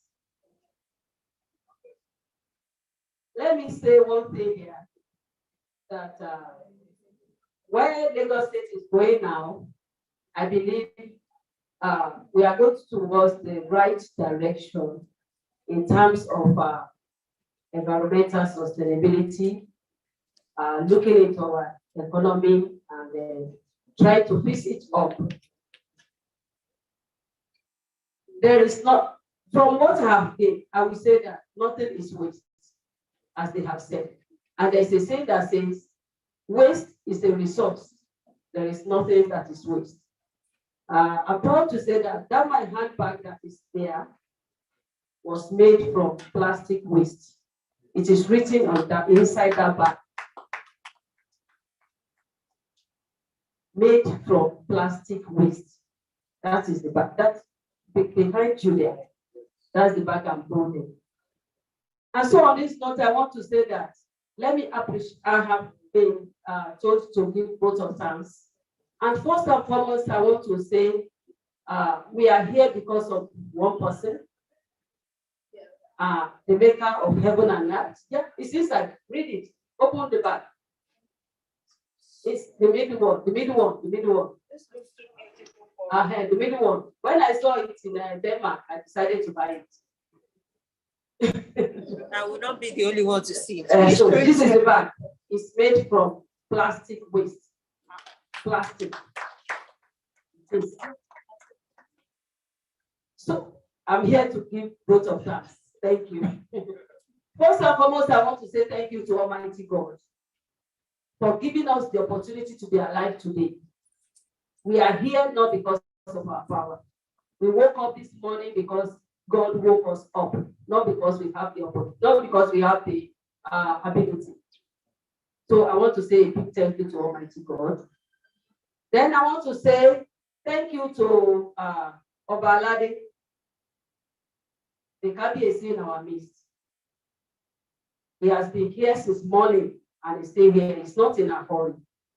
Kabiyesi, Ade apẹ́ lórí o, bàtà apẹ́ lẹ́sẹ̀, ìrùkẹ̀rẹ̀ apẹ́ lọ́wọ́, Ade àsìkò lórí, àṣẹ apẹ́ lẹ́nu, láṣẹ Èdùmàrè. My thanks also goes to all our, let me first and foremost say thank you to our national chairman, Engineer Sheson Moses Oduboya, my deacon. God bless you, sir, for coming. I also want to say thank you to all our sponsors. All our sponsors.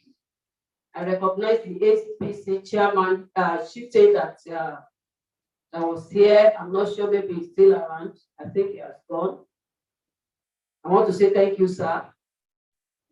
I also want to say thank you to all these people. I will read some of them. As many people that have raised hand to give us donation, I want to say thank you to you. God bless you. Àpòyí kò lè kan ìsàlẹ̀. Ọwọ́ yìí kò lè kan ìsàlẹ̀ àpò. So I say Zebra G3 Services. I want to say thank you to you. Welcome, Associates. The Permanent Secretary, Minister of Transportation, thank you very much, sir. Mr. Inika Gishebutu will recognize your donation. Mighty Energy Services, Alaja Kadia at MAJOLAGBE, your own meeting is coming back. Thank you very much. Julek Nigeria, Biotech Solution, Engineer Kamal, Effort Concept, Engineer Nurudin Oguyemi, thank you. Blizzard Engineering, Engineer Tokobo, Engineer Monsuru Adisa, former national chairman, thank you very much. Everyone, please permit me if I don't mention your name. I recognize everybody that has made a donation to Nigeria Institution of Environmental Engineering engineers. I want to say a big thank you also to the presenters.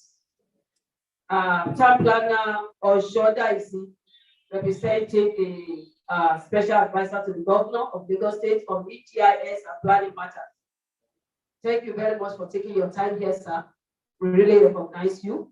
I want to say a big thank you to also the second presenter, the Executive Vice President to handle clean energy, Mr. Ademola Ogubando. He did justice to that topic.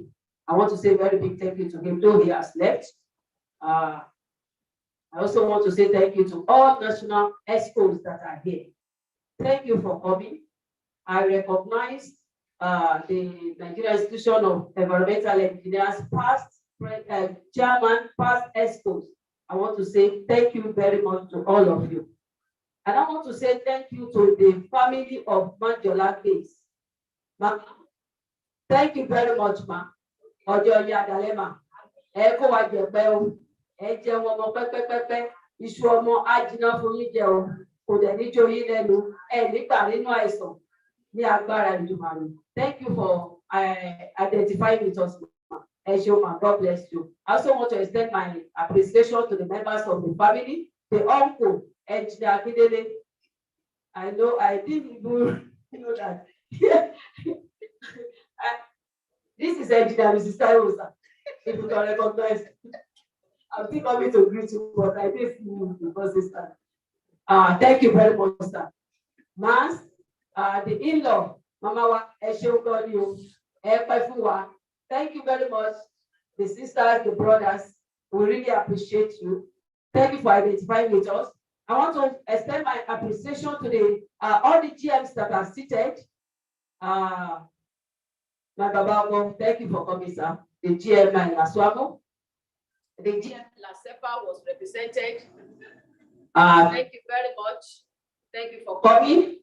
I also want to say thank you to Engineer Ayeni. Oga Esheosa, thank you for coming. Everyone, all the special guests, IPC, I could see you there. Please thank you for coming. And I also want to go to all Lagos State government officials, my colleagues that are here. Thank you for taking your time. Thank you for coming. I really appreciate you. Then we go to all friends, well wishers, the gentlemen of the press, the Honorable Chairman, Lagos State Local Government Service Commission. Thank you, sir, for coming, Honorable Kaman Bayewu. We really appreciate you. We appreciate your donation. We appreciate everyone. Gentlemen of the press, we say thank you very much. Our able, what do I call her now? The presenter. So thank you very much, sir. So MC, my beautiful sister, thank you for a good job that you have done. We really appreciate you. Everyone that has been here, please, if I have not mentioned your category, it's not in our character in the Institution of Environmental Engineers, Lagos chapter. Everyone, we say thank you very much for taking time to be here. We really appreciate you. Thank you and God bless. Please do enjoy the. Oh, sorry. I want to appreciate also environmental engineering.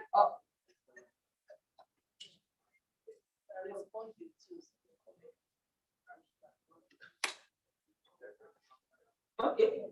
Thank you very much. We appreciate everyone.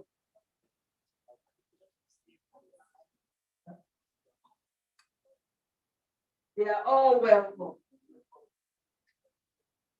Okay. Please, I have all environmental engineers that are here. Engineering is open to all engineers. Okay, the institution is open to all engineers. So you are all welcome to join us. We are looking forward to you to join the institution. And so please, we are inviting you to join the institution. Thank you and God bless. Please do enjoy the remaining part of the day. Thank you very much.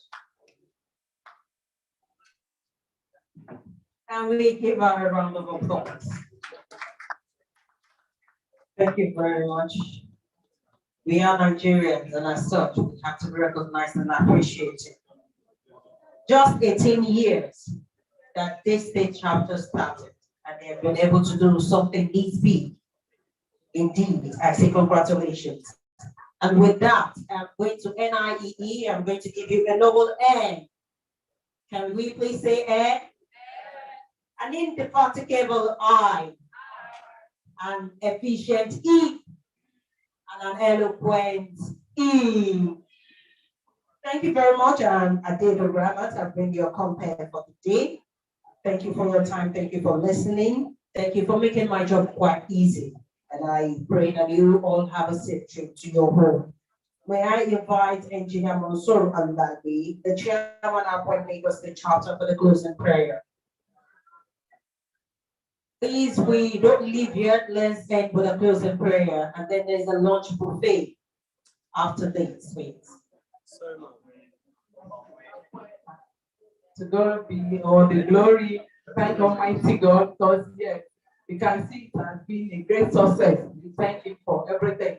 And like in a normal gathering like this, where it has to do with engineering, we now have the second standard of the national anthem of our prayers. But what I would just have to say before we recite that I pray that everything that will be shared with here today, at least God will give us that enablement to make us responsible in our consumption and production, because that's what circular economy actually this week. So I would like all of us to recite the second standard of the national anthem as our closing prayer, please.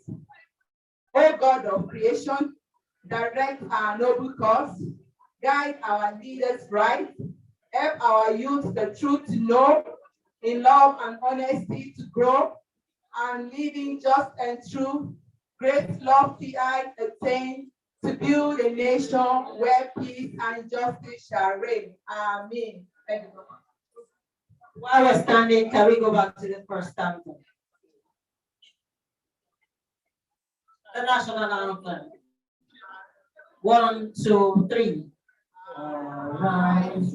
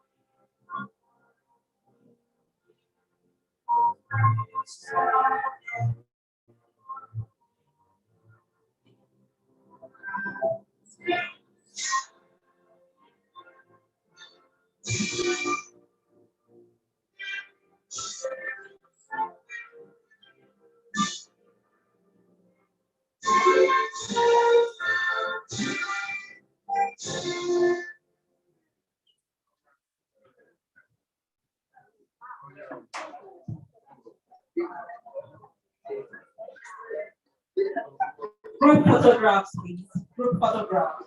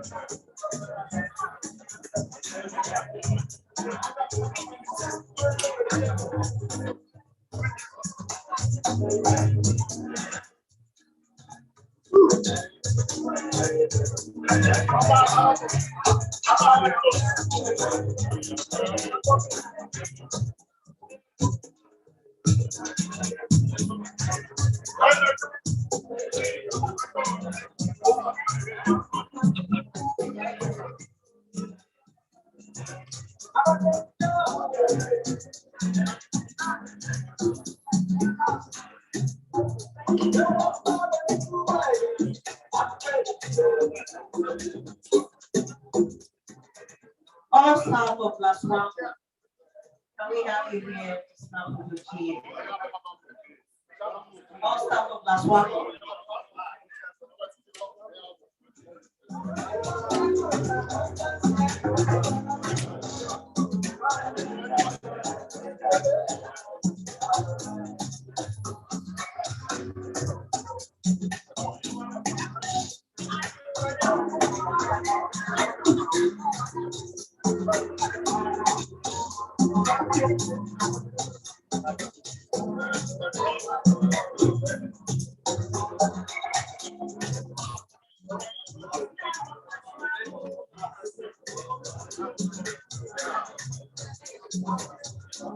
Class 1.